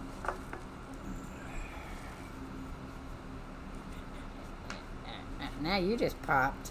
I heard you. You popped. That was my knuckle. Smack. I don't really look for... You know, the only book that I ever bought for a video game was Final Fantasy VII. I actually went to the bookstore, I saved my money, and I bought it. But I bought it, I was working at the time, so it was easier. And I went to Barnes & Nobles because I kept getting stuck. I got stuck in the Crater Lake, and it really annoyed me. Well, it's because you have to get, I can't remember his name, Valentine. You have to get Valentine, the vampire light guy, and you have to use him and the mech that you get in Final Fantasy VII. So sometimes I look at Warhammer books, but I like the novels. And I got the novels for Assassin's Creed, which are literally the game, but in novel setup. So that's kind of fun. Is it tight? Yeah, you got a knot right there. I always got knots. Yeah. This explains why it's popping when I keep turning my neck, though. Yesterday, when I stretched out, I wasn't able to stretch really good. Hey. Oh, those are painful. I have an appointment next week. Okay. Thank you. Yep. That feels weird now. I worked out a massive knot. It feels really light back there now.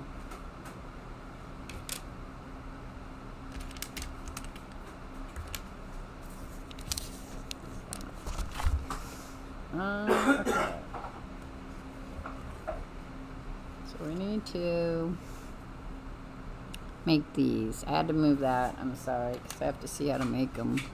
So we put this up like this, and then we put 2 of these on there, facing outwards.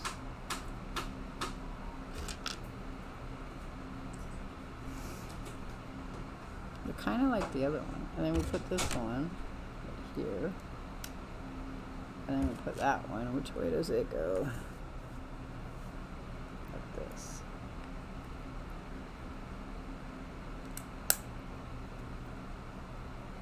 Your grandma was a snowbird?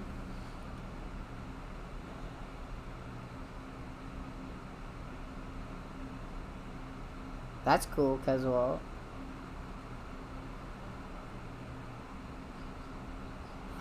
That's cool. Nobody in my family played video games until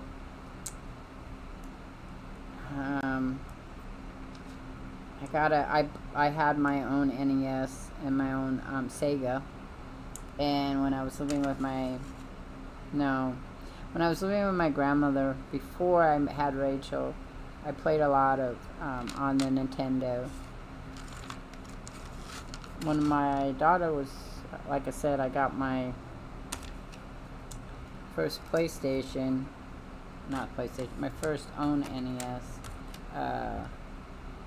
from her father for my baby shower, so that was cool. But yeah, my cousins played. I played a lot of arcade games,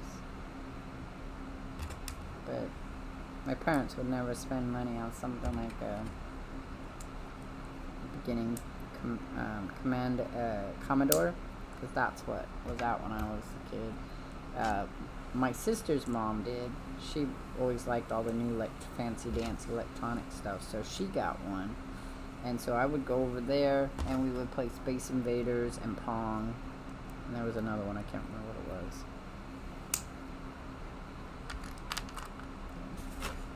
I'll pull out.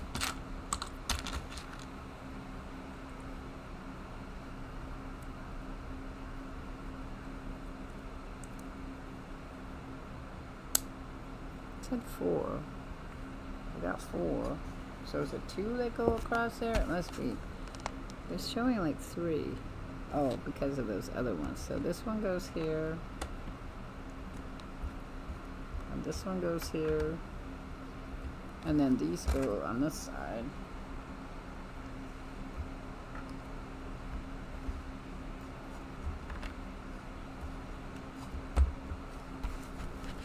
Okay.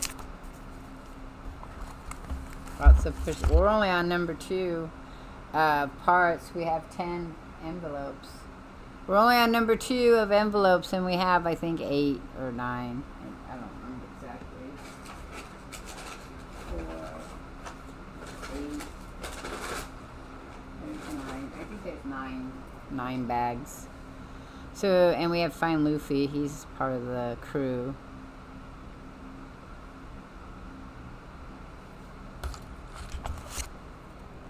That was that one. Right? Yep. So we're on this one now. Now it's starting to look like, now it's bigger, so that makes sense. Because I was always like, okay, so we need these two. The question will be is whether I want to color or do more Lego. I want color. I gotta color some stuff up. So, and I gotta cut some stuff out. So what? We got two of those, two of the gray ones.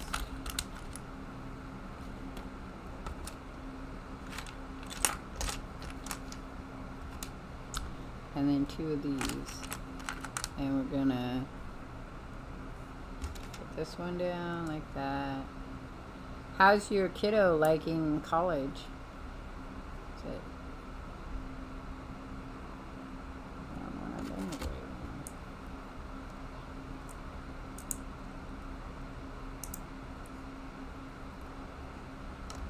College can be hard. Even when you like school, it can be hard. I love school and college. It was hard sometimes. That's good. My daughter didn't really like school a whole lot. Well, I put those colors on the wrong way, didn't I? God damn it. Does it matter, I wonder? It might.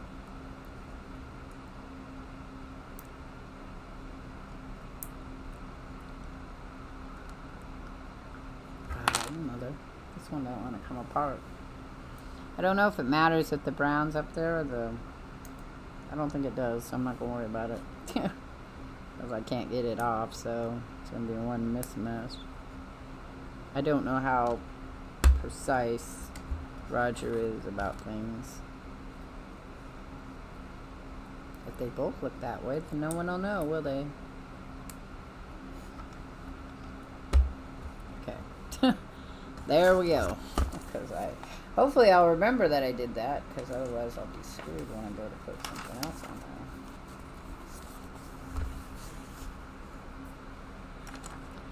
there. My high school, my senior year was probably my best year, but my junior year was alright. I cut school a lot.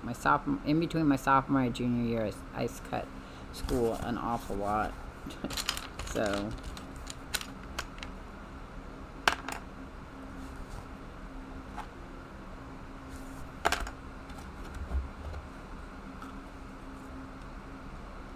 that go on?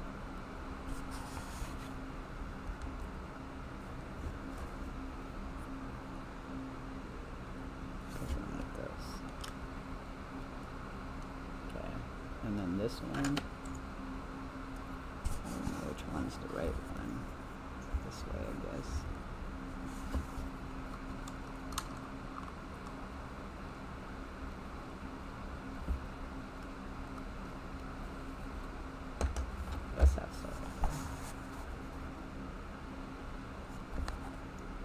Nope. That's not the right way. Okay, so that's not the right one, then we'll do this one.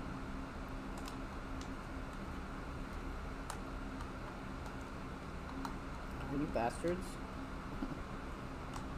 Ah! Stay there. Always got one that has to fall off, because they don't quite sit right.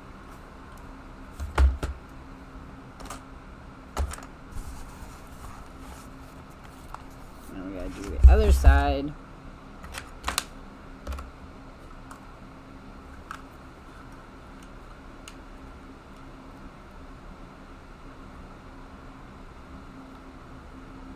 Why is that one? Must have done this one wrong, man. Stop it. They're the same depth in. Why is that doing that weirdness? Okay.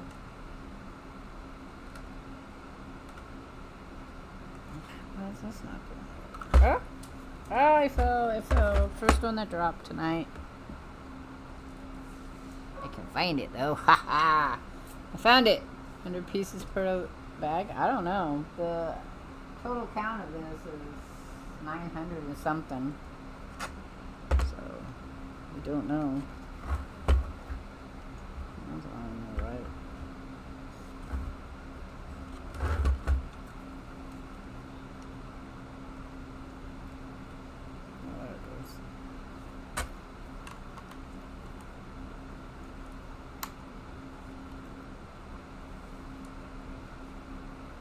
Ah, you mother. What dropped off? Oh. Something dropped off. I don't know what dropped off. It fell off. Oh, my. Ah. This part right here. Why is that right here? I don't know why it's having a hard time. But it is. Okay, so that's... okay. I don't think there are 100 pieces per bag, but probably 50. I guess it would depend on what you're doing with it.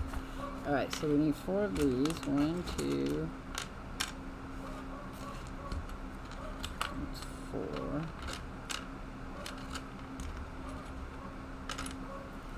Now we need 2 greens.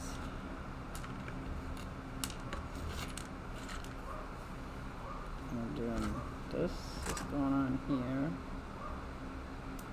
And then this one is going on here. And then those are going which way?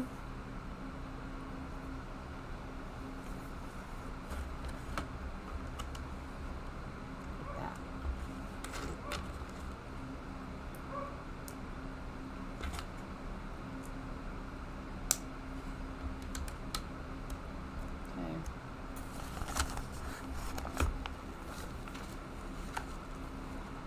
Okay, so then we need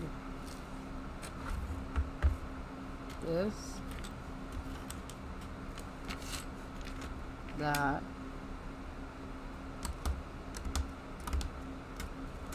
and that. We need 2 of those. Okay, so I gotta face it this way because that's how they have it. This one goes right here. With this one being right there. And then this one goes right here. And that one goes there. Okay.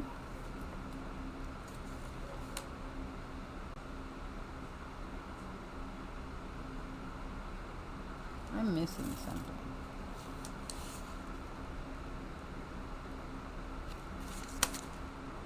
Help. I don't have that. Hang on. I got it.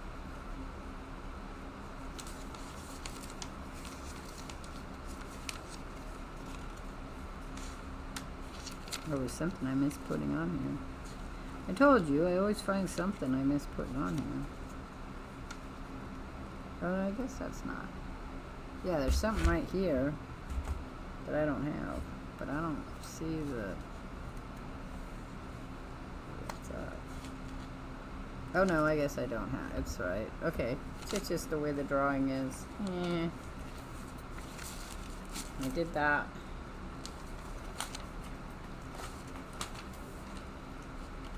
Okay, so we have this one, and then we have this one. And we have this bottle and that bottle, and we have this.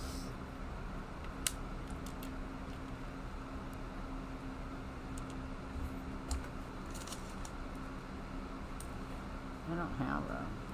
Okay, so then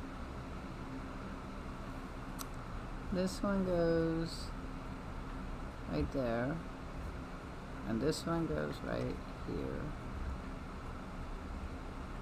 And then this goes right here.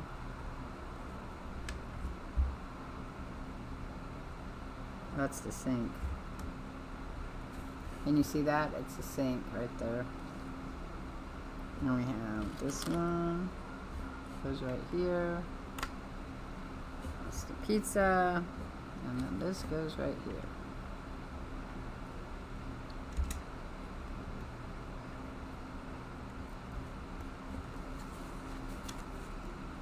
Okay, then we have the fork, which goes right here. Okay, so we have a fork, the knife, the frying pan,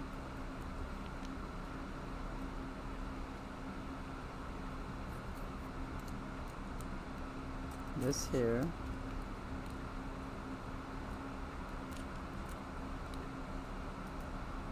This. I find it's the small pieces they tend to copy the most. And then 2 of these. And then this. And this go together like that. And then that goes on top of this one. Do you want it, Zorro? Yes. Okay. Oh. He went back out. Okay. I know he wants him. I didn't mean it that way. This one goes right here. And then the frying pan goes right there.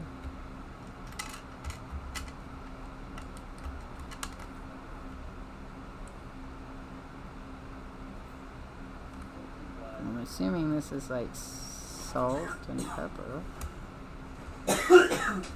Here you go, Luke.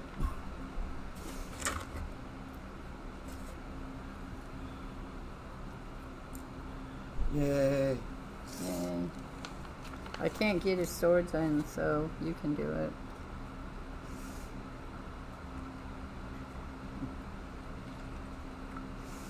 I'll deal with that. He should be posting some pictures soon, because Walt in the Discord about what he's been painting on.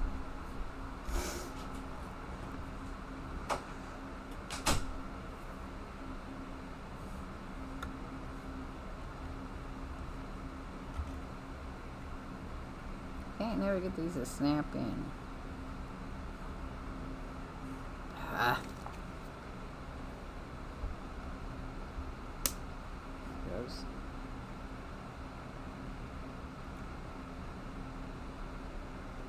I don't think it matters where it sits. Okay, there we go. We got extras, our extras. Alright, so the next one is number 3. Let's put it right here. Here's number 3. That's our next one. I'm not going to open it. Number 3. Number 3 will be building the back end of the boat, it looks like. So, there you go, guys. Now I'm going to do some coloring. I got to put this up, though. Warhammer lore is pretty good. Yeah, if you're into reading books, they got some nice books. They do have some graphic novels, too, of Warhammer, I think. Thank you, bud.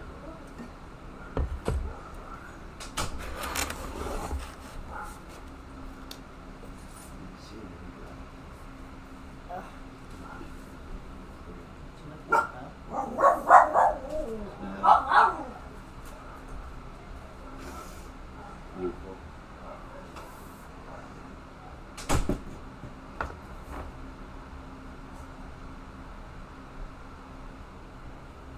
Alright, so next Thursday we'll do bag 3. Alright, so I have some stuff here I want to color.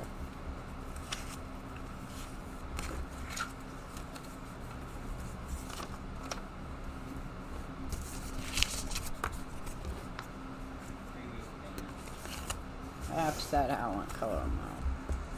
I have many different ways to color things. So I have to figure out how I want to color them. Hi, love. Hi, my love. Maybe markers. Either markers or crayons would work.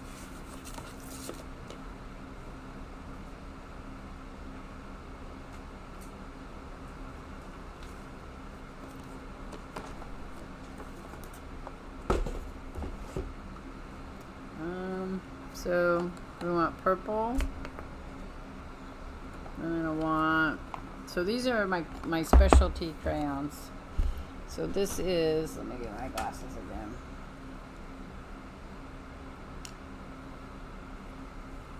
I can't read books on Steam. It's a copyright issue. Even if you're not making money, it's not considered fair use if you read the book. unless you have permission. So here's a metallic purple. So I'm going to look for metallic black. I have one.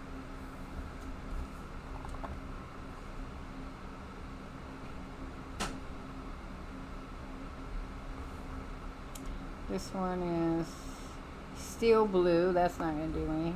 I can do a silver though too, because that's the other color on the... That's bedazzled blue. I want to keep them all the same tone. That's a silver.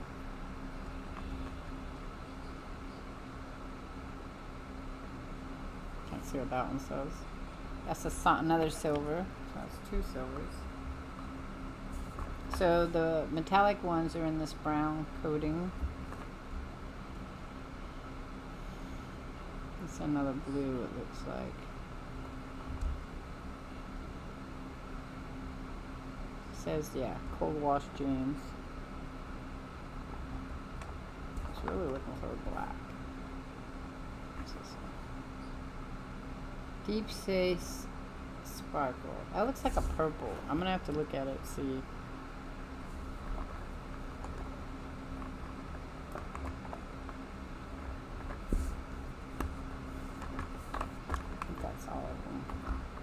I was hoping, I got neons too, so I was kind of hoping there was another darker, but maybe that one silver would be more blacky like.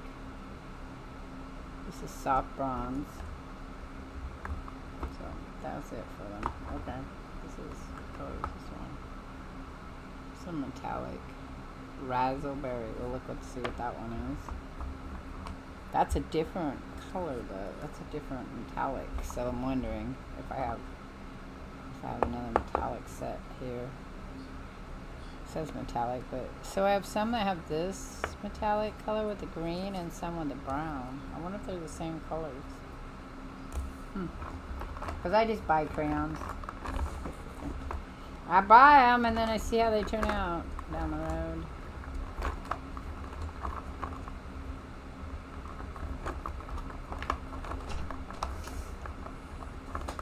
Be a metallic, I think. Yeah, but that's a green. I don't need a green. Okay, well, let's do the crayon first, see if I like it. And then I'll cut it out more. So let's do purple.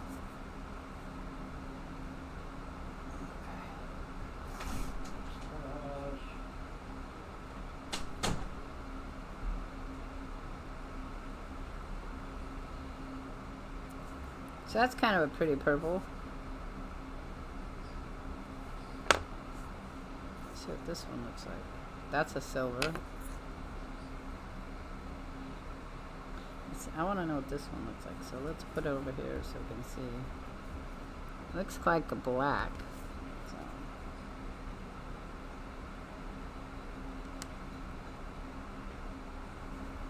Yeah.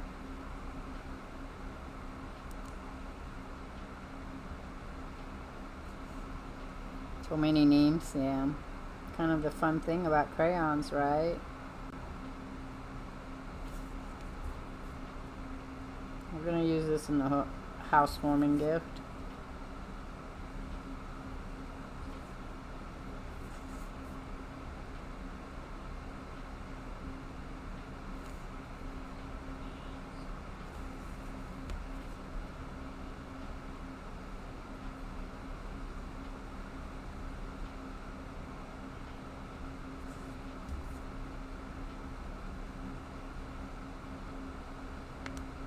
So I'm going to do something a little different here. I want to color this out a little thicker because I'm going to cut it.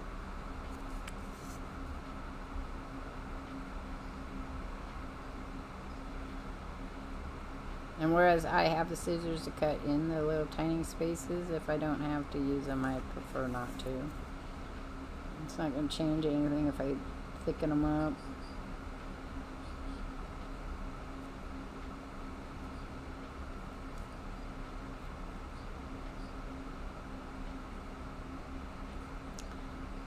So crayons are a very inexpensive way to color your paper. Crayola is very serious about their crayons, so they're usually very good. You can get cheaper crayons, they're not as good.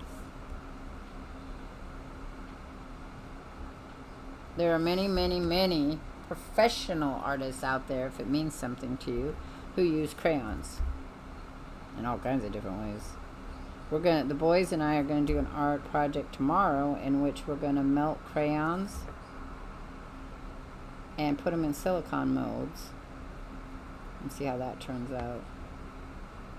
For Halloween, I think we'll do some Halloween ones for my daughter. And for my other grandson wants to decorate.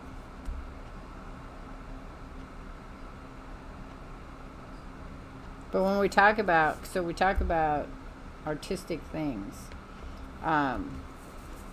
Coloring books and crayons are... I never played Dark Souls 2. Dark Souls 1's the only one I played, and I've never finished it. I watch people play it, but I'm not very good at it, so... Every once in a while I revisit it to see. So this is Cyber Grape. Was that the one I used? Looks like it.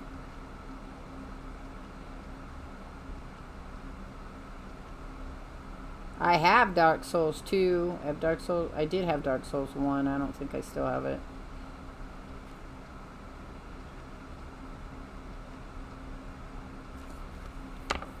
Where's that silver?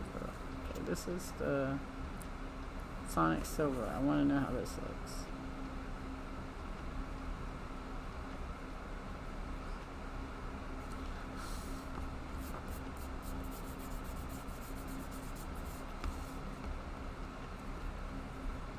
Okay, that was Sonic Silver.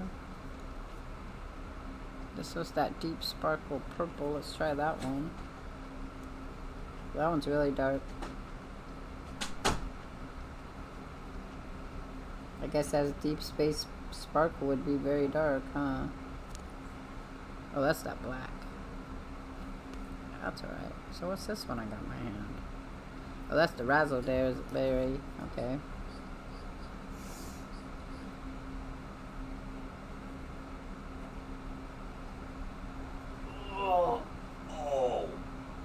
I'm not seeing a difference between, well, maybe that one's a little more bronzy than purple.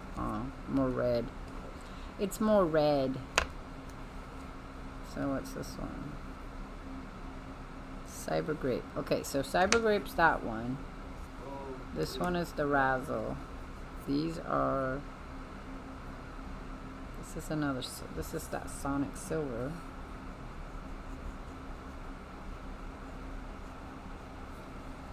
Which is kind of a muted color. This is the Deep Space. So what's this one? This is the other. What Sonic is that? Okay, this was. Oh, these are two. Okay, so these two are the same color. Different. See? Oh no, that one's really light. What's this one look like? Oh, yep. These are both the same color. So I don't need them. I don't need them. Okay. So those are both the same color.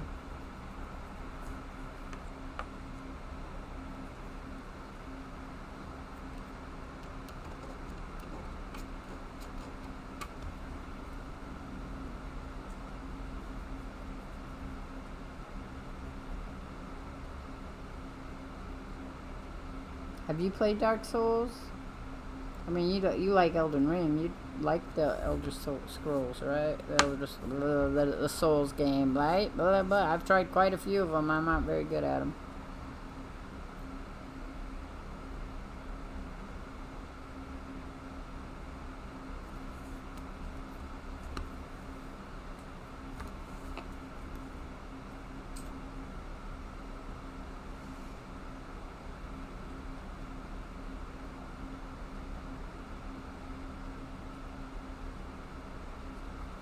And I'm not worried about the lines because we're going to cut this, see? So it don't matter how the lines turn out.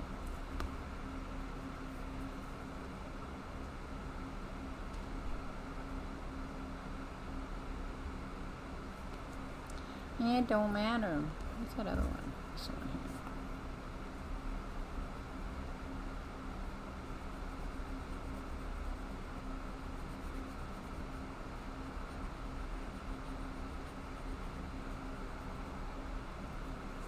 Elden Ring's your favorite. Yeah. I know it is, but I was just wondering, have you played any of the other Dark Souls?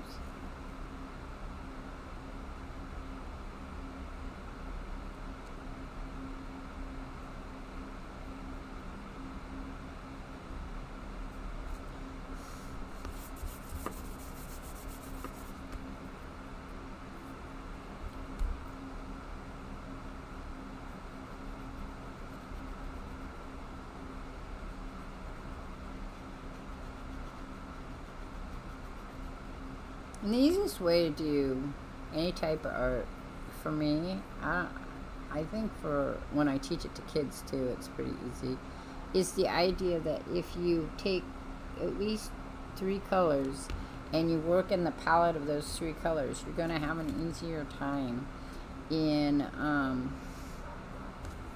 creating an image that catches the eye, that you're going to catch the eye and will have more colors going on. No, you get to keep him. I know, I was just showing you. That looks great. Take a picture. Good job. You should put more Legos together. Not a fan of Lego. You are a fan of Legos. You watch them all the time. I want that other color. Okay, I should say I'm not a fan of putting them together. That might be true. But you do it so well.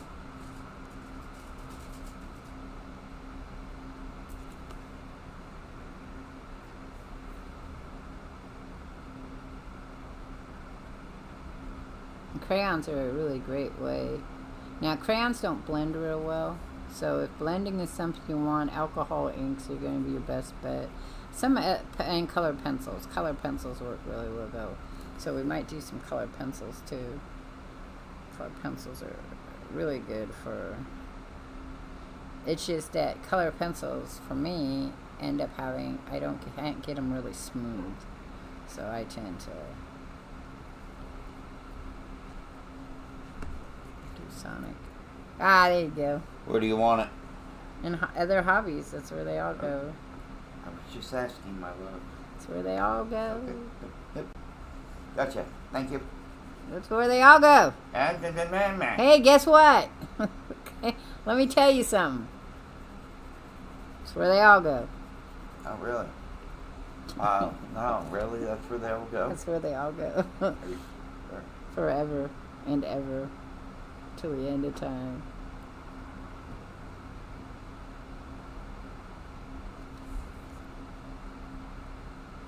Bug him. I have to bug him sometimes. Yeah. I have to bug you sometimes. Yeah. You might decide you want a calmer female. Oh. Oh. An easier person to deal with. No, that's not going to happen.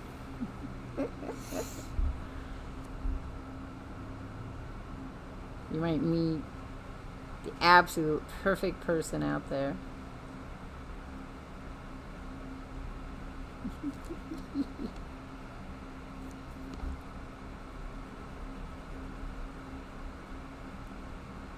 For as much as we get along, we get not along sometimes.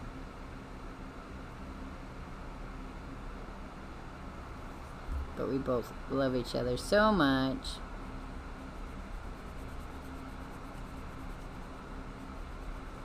Makes it easy to forgive and forget. Sometimes.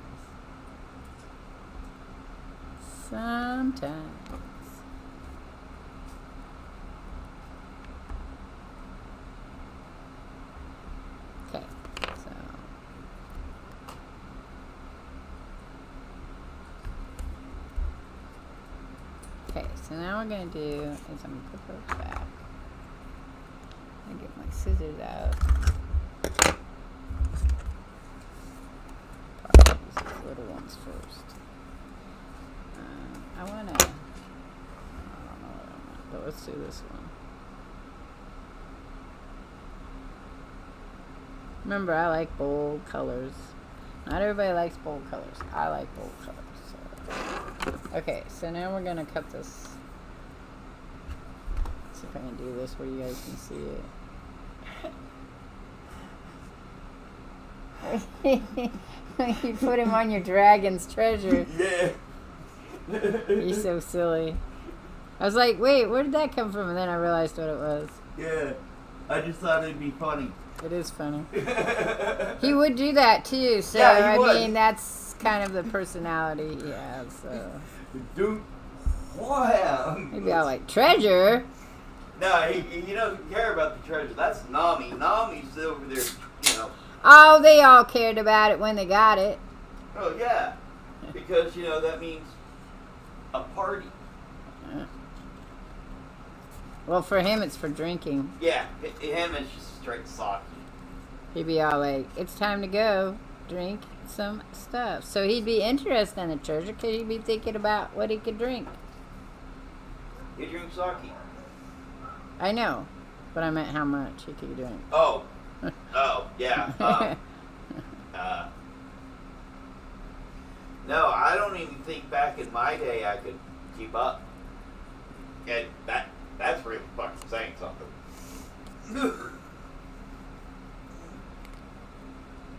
Yeah, well, you don't have superhuman traits either, so. True. And he does, regardless of how they might have started out that they were saying he didn't. Sheer will.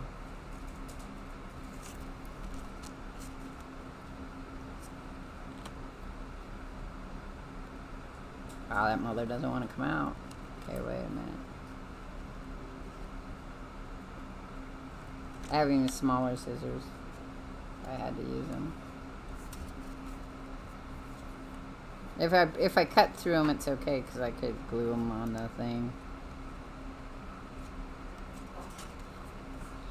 I tried to use my my razor blades, but I don't do very well with those.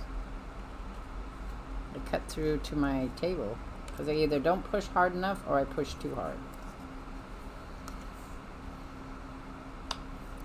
It's a talent that I don't own.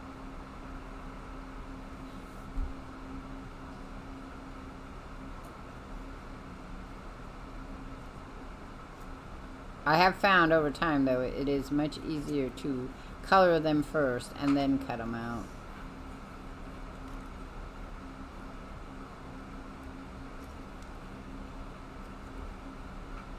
And if you go to visit some YouTube crafters, they call this fussy cutting. Because you're getting really close. I think that's what they call it.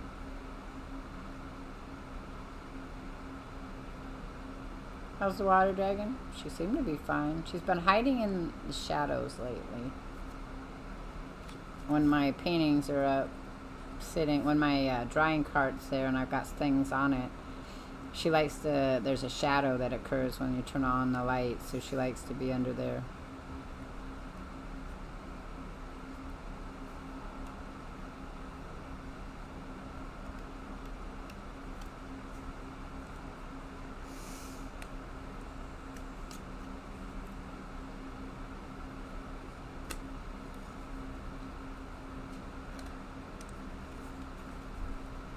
Yeah, she'll be around for a while unless something happens. I checked on her, I think it was yesterday. She gets fed Saturday, so she's still not liking those bloodworms. I'm not sure why. Is this craft for a journal? No, this craft is for the housewarming gift. The one that I'm making for my daughter's friends. Yeah, the colors are purple, black, and silver. So I need it's kind of a forest theme because I'm putting a sloth in it, and they have quite a few jumping spiders they own, and snakes and reptiles and things like that. So I'm trying to incorporate all those favorite elements in, and then witchy stuff. And witchy stuff, and like spells and skulls. Skulls are one of their favorite items, so I'm trying to put all that stuff into the picture along with their names, and then I'm going to put some blessings on it. Bless this home.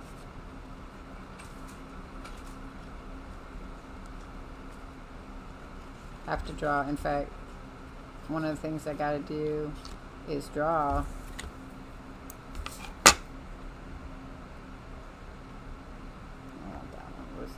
deep space. This one. One of the things I have to do is draw some sloths to go on there, because sloth is their favorite animal, one of their favorite animals. Cool project. Yeah. I like to create things. It's always a challenge to come up with some cool looking shit at any given time that somebody's gonna like. My daughter and I were just talking about that, was that one of the things she's thinking about doing is joining me when I go to do the art stuff next year, and we do books and tea and treats, selling art. I told you, the witching hour is not dead. It's just we're trying to figure out a way to come up with the money while she still has to work, and get people interested in it so we can maybe do another Kickstarter. Though I don't know right now if the time's right either. We might need to wait, see how the world of witches goes down the road, because it might get dangerous to be a pagan. So we might have to wait a while. See, that one got too close. So see how I got too close on that one there? It's very wobbly. I'll just fix it when I glue it. Sometimes that happens. So I said I wish I could use the razor blades better. I mean, we realized that what happened last time with the witching hours, not enough people knew about it. Not enough that wanted to. We got to get more people interested. Now, she's been seeing, what brought it on was she's been seeing a lot of people who are opening mobile bookstores. So she wanted to know what I thought about that, and I said, if that's something you want to do, then that's what you do. But I'm still working on the whole gallery, and she's interested in the gallery because the gallery could springboard.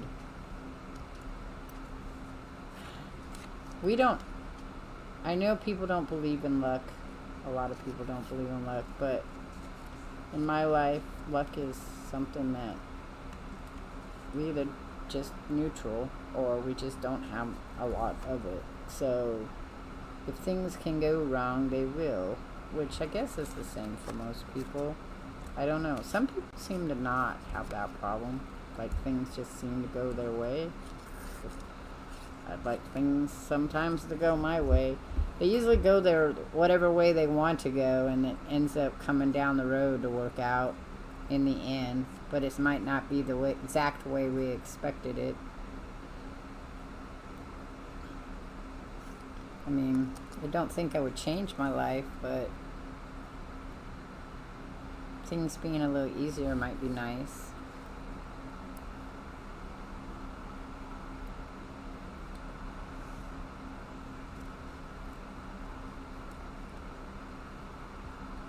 I told you, people, there's always someone out there who can do better than you. There's always somebody that doesn't do as good. It's just the reality of the situation. So you have to like what you do and not worry too much about whether other people like it or don't like it. I'll make this picture, and they told me they'll like it because I made it. That's cool. Yeah. Those are the pictures I just uploaded. Yeah, that looks nice. And that's fine. If they only like it because I made it, then that's good. If they like it because they like it, that's even more good. That's awesome. But it's not a reflection on me. Art is a very subjective, objective thing. You like what you like or you don't like it, and it doesn't matter. You can't hurt my feeling if you don't like it. You just say, it's not one of my favorite pieces. And then I will be thinking, well, I wonder how I could have changed that. Like, could I change that? Is that something I have the power to do? Or is that just that they wouldn't like it no matter what because it's not their kind of art? I learned that a long time ago. I used to make my mother presents for birthdays and Christmas and stuff. And she would say, oh, yeah, I like this. But I'd never see it up in her house, ever. So my grandmother, I'd make her things, and she would put them up someplace. They'd be up, and people could look at them, whether they liked them or not. My grandmother would tell people that was made by my granddaughter.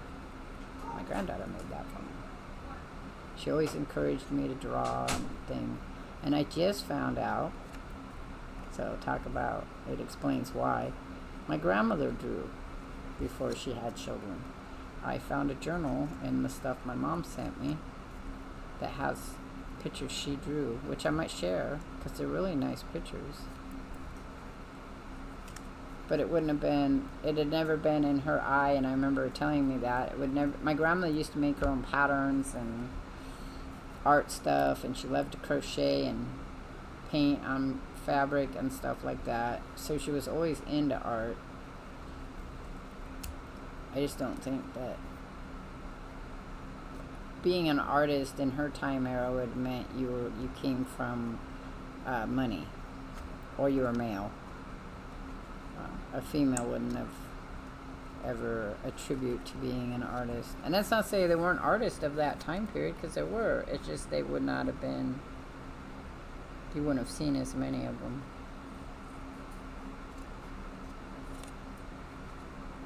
Trying to think of some women of that time period. I'd have to look it up. In fact, let's do that real quick. Women artists of the 1940s is what I'm going to look at.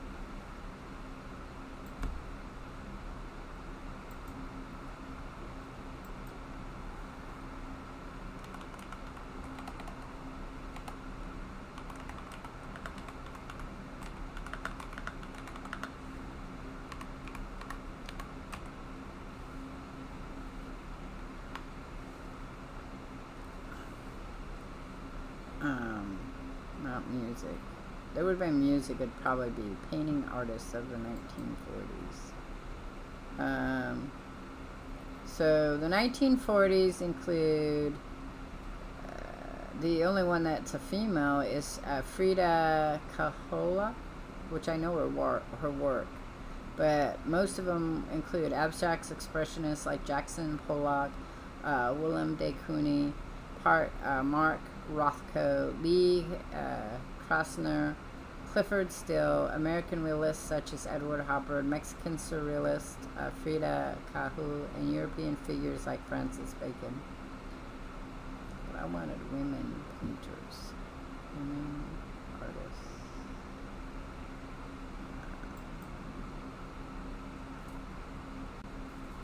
Famous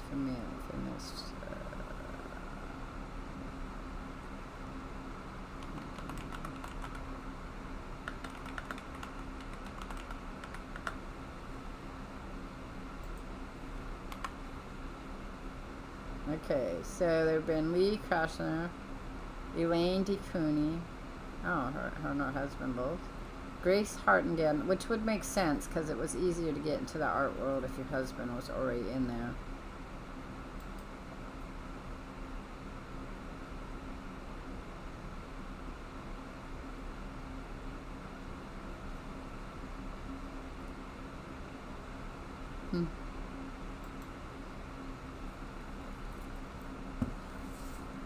Usually, to become an artist, you're exposed to art. It's considered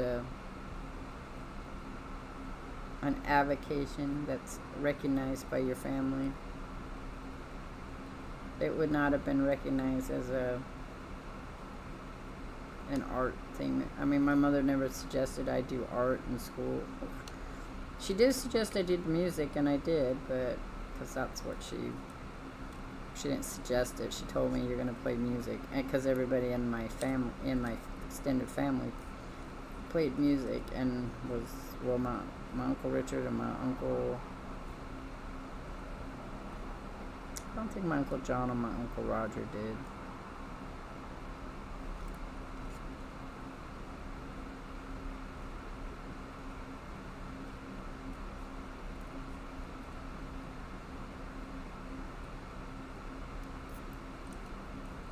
None of them were in the military, which my grandfather would have probably put his foot down about that anyway. Sorry, I was cutting in the wrong place there, so you couldn't see it.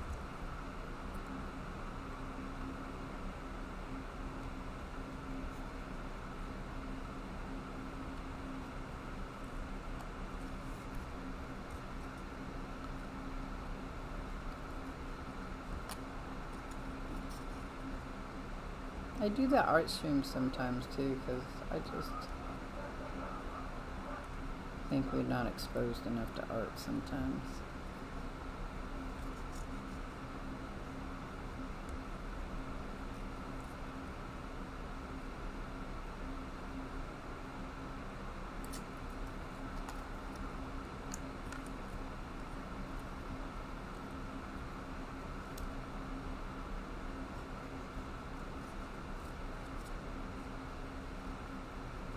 So our Saturday art stream, we'll be putting these on and some other stuff I got, and start setting up how I'm going to start building that painting so I can get back to my crow painting.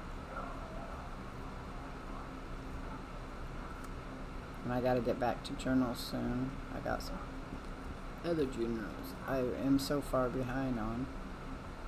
Good thing none of them are supposed to go out of the house, because then I'd never get them done. Never get nothing done. But then with these pictures my mom sent me, so there we go. I think I want to take purple.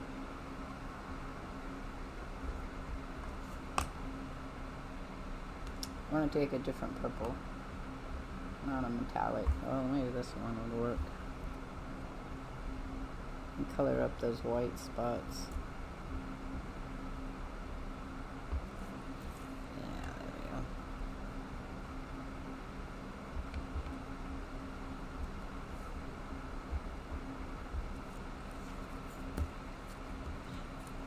I want to do pencil, but maybe I'll do...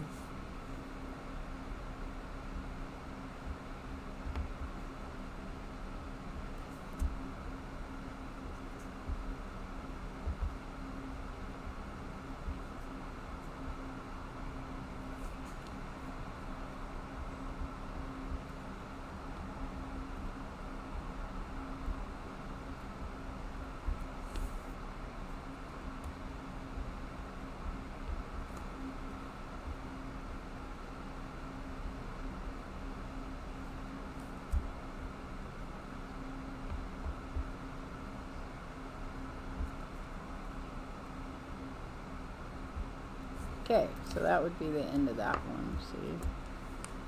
That turned out pretty cool. Let's do, let's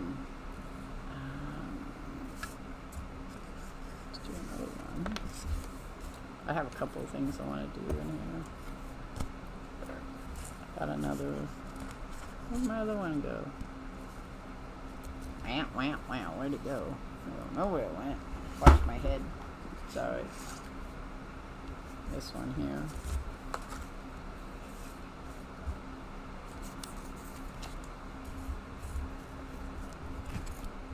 I have a couple of things I want to color though. I'm not going to do them all tonight, but so we have this one with a snake in it. I got some moths. Art can be fun. No. My favorite AC game will always be AC 2, and then AC 2A Brotherhood would be my next one, and then AC. Those are my favorite 3. And then, you know, down the road I can figure out the other ones. And then I like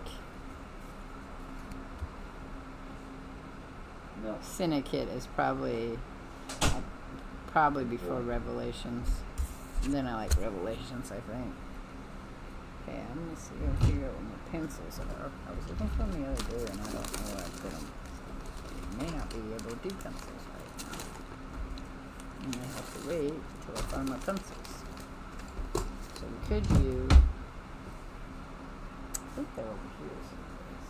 I may not be able to get to them right now. So let's do pins, because I don't think I can get to my.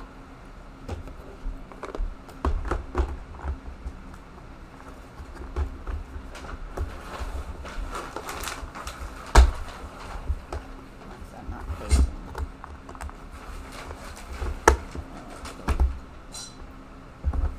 Come on. These things, they seem like a good idea, and then when you get them, they're not a good idea.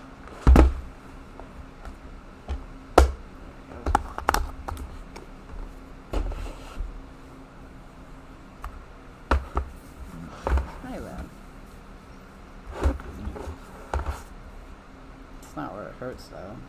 There might be a knot there, but that's not where it hurts. So we got these, and I got this purple,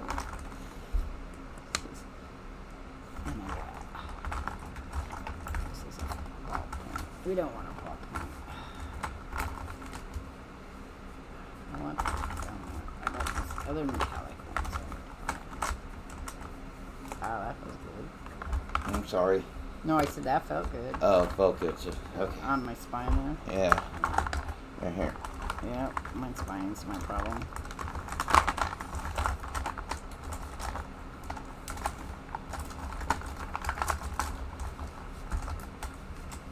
It's a black. I was looking for a nice purple in that color though. Oh, there it is. There's another purple. Okay, so that's probably what I'll do. I don't think I have a silver in here someplace. That's my silver.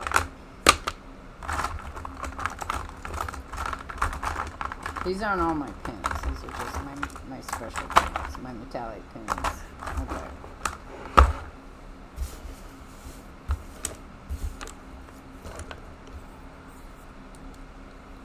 Pins I get? Michael's? No. I buy cheap pins. Some of these I got at that store called Five Below. I don't know if you have one there because we don't have one here. It's California. It's the nearest. Reading was the nearest I found.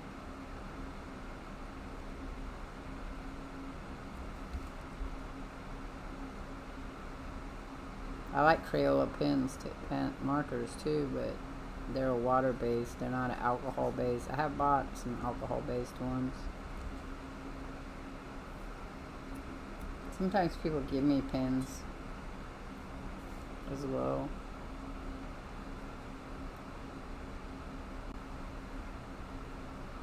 I'll find my pencils and then we'll. So I don't think they're in here.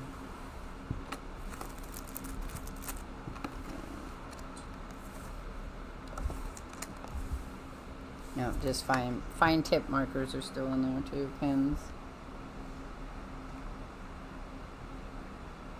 Michael's is very expensive in comparison to if you go to like, if you want to go cheap, Walmart would be a better place to buy pens. Roger? Yeah. Because Walt has a question for you. What's up? He wants to know how many different paints used for the miniature you posted. The one that I posted? The one that you're working on right now, I would guess? Yeah, okay. Let's see here. I picked out the colors.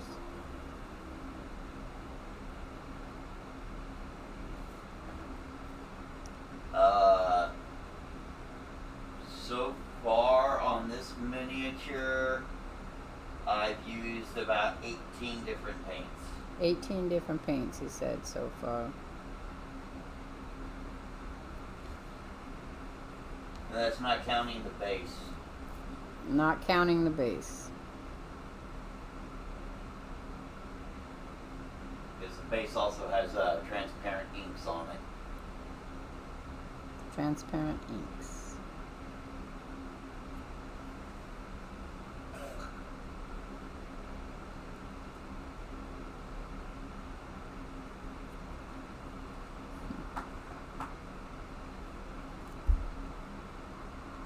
We all have our talents. Anything else? No, he just said right on. Yeah. I own a bunch of fucking paint, so I Yeah. like to use a bunch of different colors when I can. He bought, I'm pretty sure he's pretty much close to buying all the colors they have available. No, I'm not. Well, okay. He says There no, are not really. 22 paints in the historic line that I don't have that aren't part of the set that I don't have. And then there's 8 paints from the Infinite line that are unique to this set that I don't have.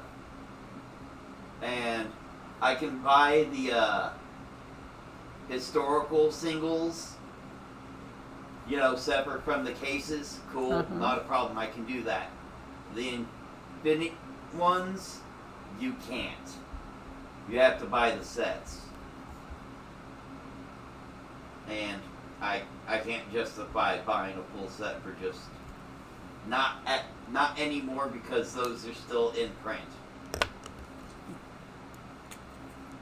If this stuff wasn't in print, I could justify it for 1 to 2 paints.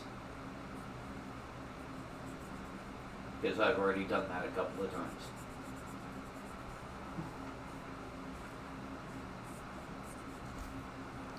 I'm thinking there it goes. I'm thinking my silver is gonna die. I'll be like, oh no, please don't die. Love the silver. Oh. It's only on the edge, so I'm not sure what's going on with it.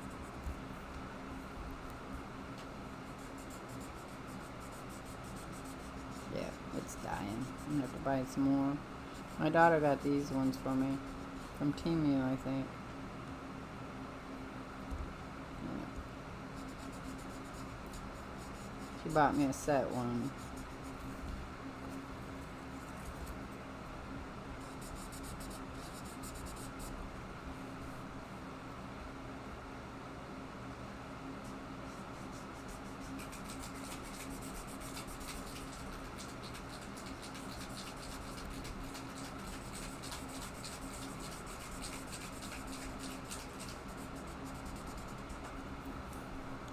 Yeah, we're losing my... Oh, that's too bad. I like the silver. Okay, well, we're going to find me another silver because that's not going to work for me. Maybe we'll just do blacks then. Let's do one side, but not both.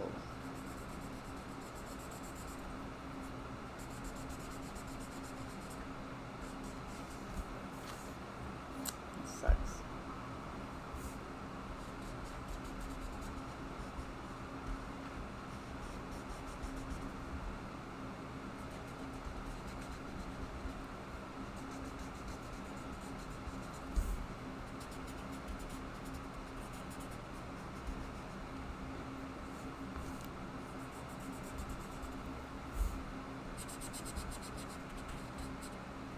Happens when you don't use them all the time.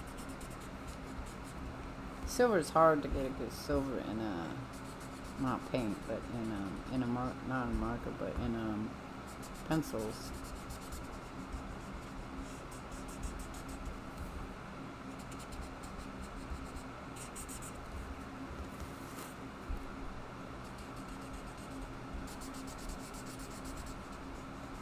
Okay, so I'm gonna do purples and toss this. Let's try this marker first. See if I like it. I've been looking for new alcohol ink ones because my other set certain ones kept going. That's kind of nice. Okay, let's try this. I know it's a fine tip, so okay, it's more for outlining, not really for solid colors, just so you know.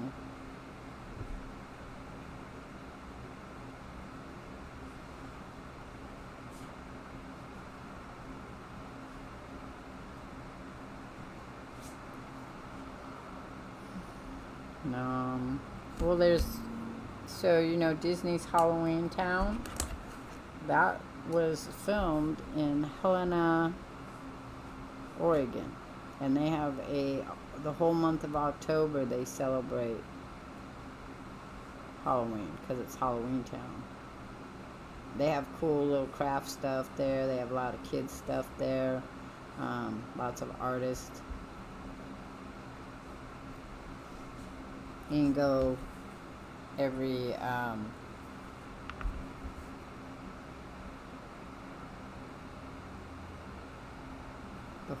the whole month for 4 weekends. A lot of the last year we went to a big, we hadn't gone to it before outside of Salem, a big pumpkin patch, so that one was good.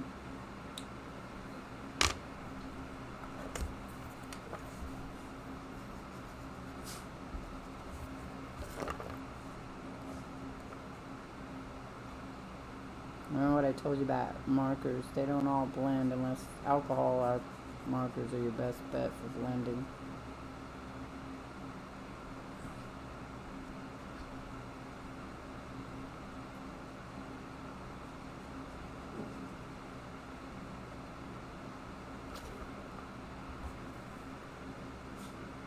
I like this one here.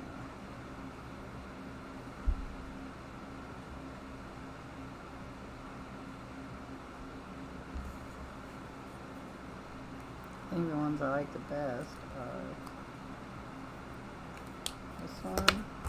Oh God, this one's a thicker one. This is an outliner too. I have a lot of fine tips because I used to do calligraphy.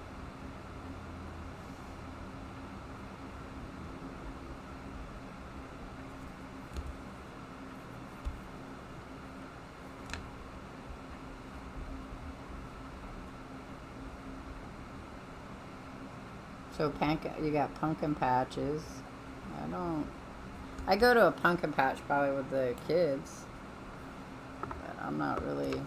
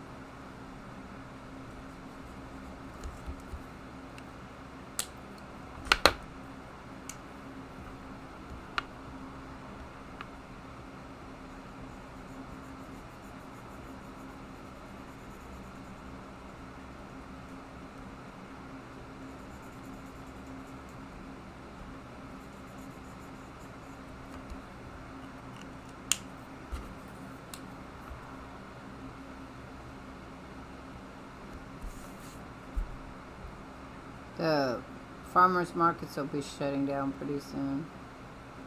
Some go on into October for the art part and the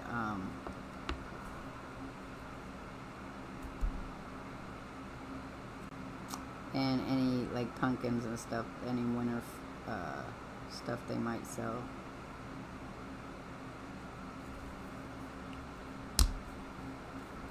I don't go out a whole lot though, because Roger can't go out a whole lot, so sometimes I go out without him with my daughter, but A lot of the Halloween stuff like that costs money. And whereas we're not as poor as we were when I was raising my children, I still don't have a whole lot of money to just go spending around.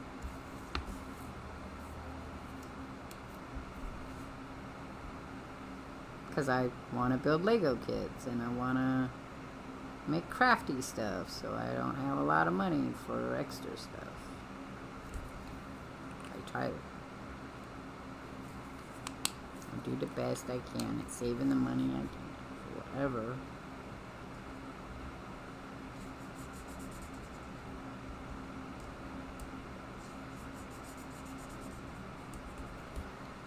Okay, well, I'm gonna be calling it quits here because it's my dinner time. I was wondering why I was feeling a little hungry.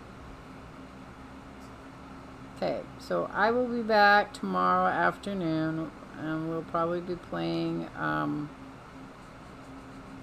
We're gonna probably be playing Far Cry.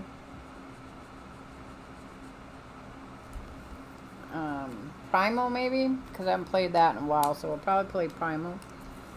I don't know which one you like better. I think they both have some attractive charm. I like that one purple right there. It's really pretty. I'll cut this out, and when I do our stuff on Saturday, we'll have that. Yes, I did catch up on Alien Earth. I didn't, this last episode, didn't really like it as much as I liked, there's a different one of them I liked better than the other one. There's kind of a weird, strange, twisty twist, and wasn't sure if I enjoyed that twisty twist. I haven't decided yet, so didn't put these up. It's still good. I don't want to say the ending of this last one. I was kind of like, oh, that sucks. But now, you know, as is common for all alien things, everyone dies except one person. So it's going to be interesting to see which one person is not going to die in this. I am very intrigued, though, by the fact that it's supposed to come. I guess since we don't see in the future, we don't see any of the movies show any of Earth. So Earth could be very populated by aliens at this point in the point of time of the furthest movie out, and no one would know because everybody's living in space. So, so I'm very intrigued by that because I'm wondering if they're out running amok and nobody kills them, then wouldn't they be populating the Earth?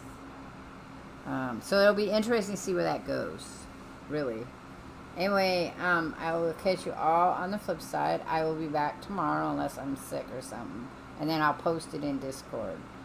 Thanks for hanging out with me. And have a great evening and a great Friday. Peace.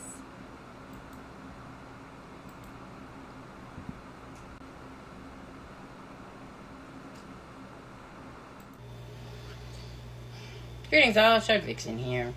And here is Azariel, moving around, being very active. She thinks there's food today. Today is not a feeding day. I have to clean her cage. Can I have this? Thank you. So, as a behavioralist, one of the things you learn is that human beings put feelings on animals. That's not to say animals don't have feelings. Animals definitely have feelings. I mean, we know that they can fear. We know, based on behavior, they feel fear, they feel anger, happiness, or contentment, and love, which also, dislike or like in that aspect. Azariel, though, I'm pretty sure she doesn't like me touching her, so I'm going to touch her again. I've already touched her once. She's like, why are you touching me? Hang on. Let's see if I can get her to come back this way. Hey, come here. See? So I can hold her. It's not her preference, though. She doesn't. Her preference is not to be held. So that you should always kind of pay attention to your critter's behavior. If a critter is trying to get away from you, they probably don't like you touching them. She doesn't turn around and attack me. Though she will try to bite me, but I'm pretty sure she's trying to eat me to see if I'm something. I'm tasting me to see if I'm something that she can eat. It's not feeding day for her today, so I have to clean her tank out later on. But I thought you might want to watch her. People are always on my Twitch and my Discord. We nicknamed her Azariel, the water dragon. They are always asking me how she's doing. How is Azariel doing? How's the water dragon doing? She's doing much better now. So